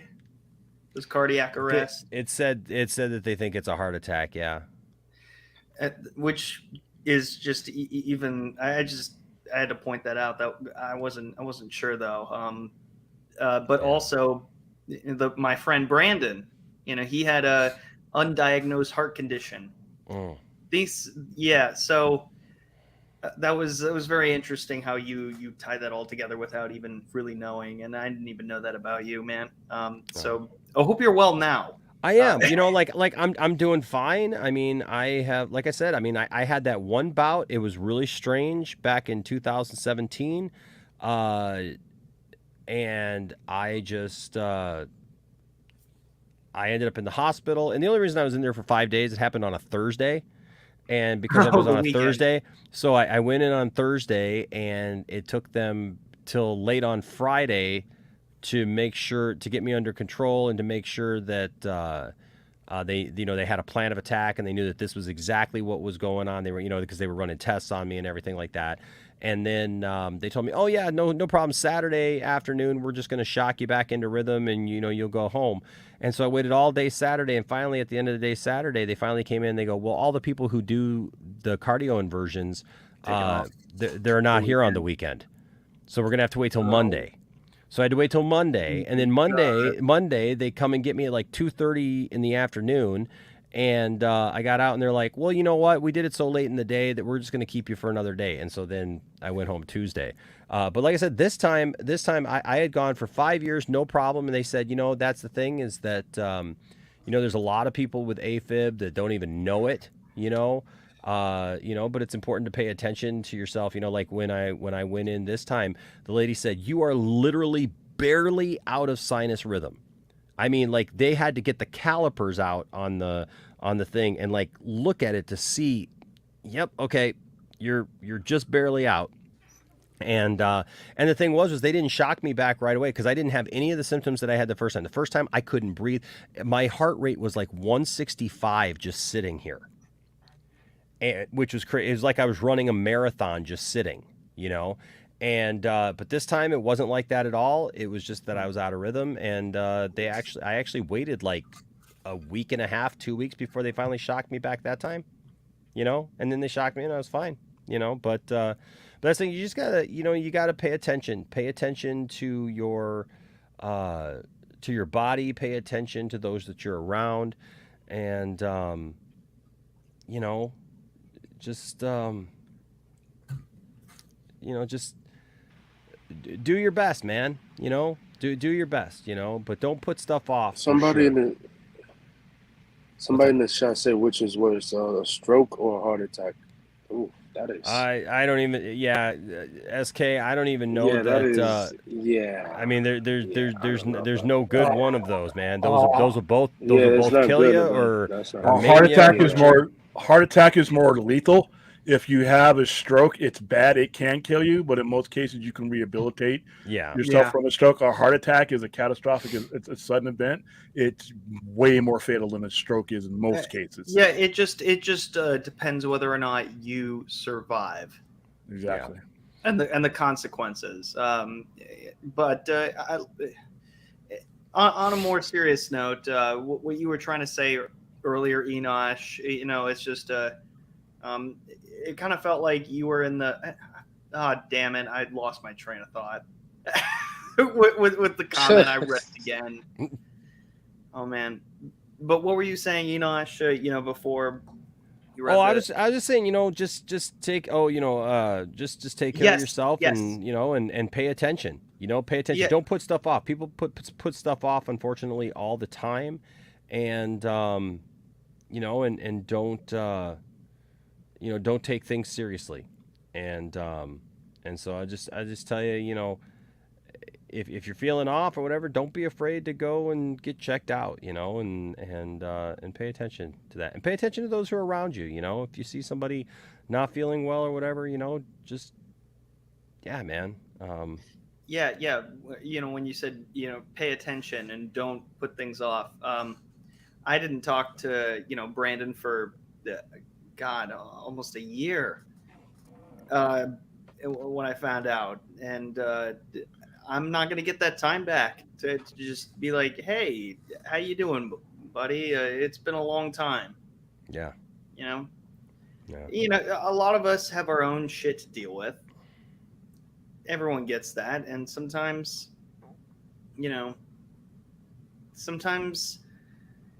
you forget about what's important because you don't realize it's important until it's too late. That's right. So, but it's never anything to beat yourself up about because you don't know.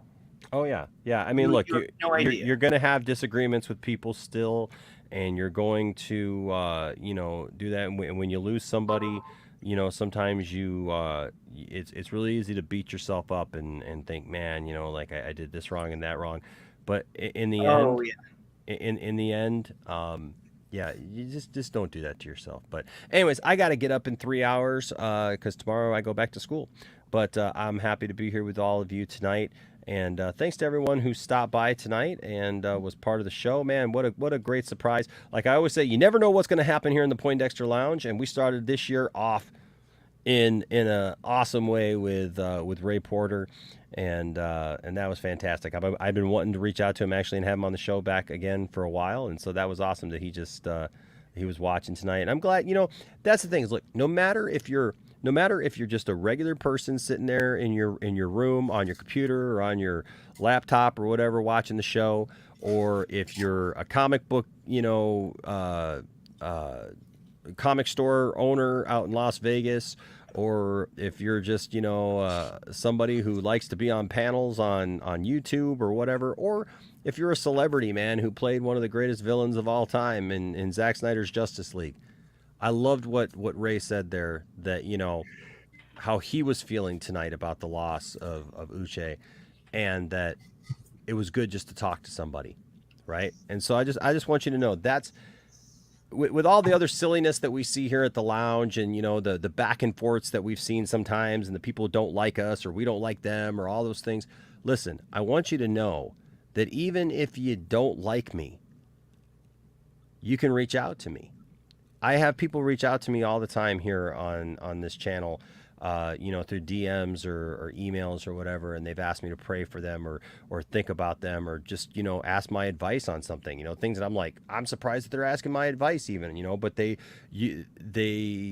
see me, they see the Poindexter Lounge, or they see other people who, are part of their lives, and they're just like, hey, can I get your opinion about something?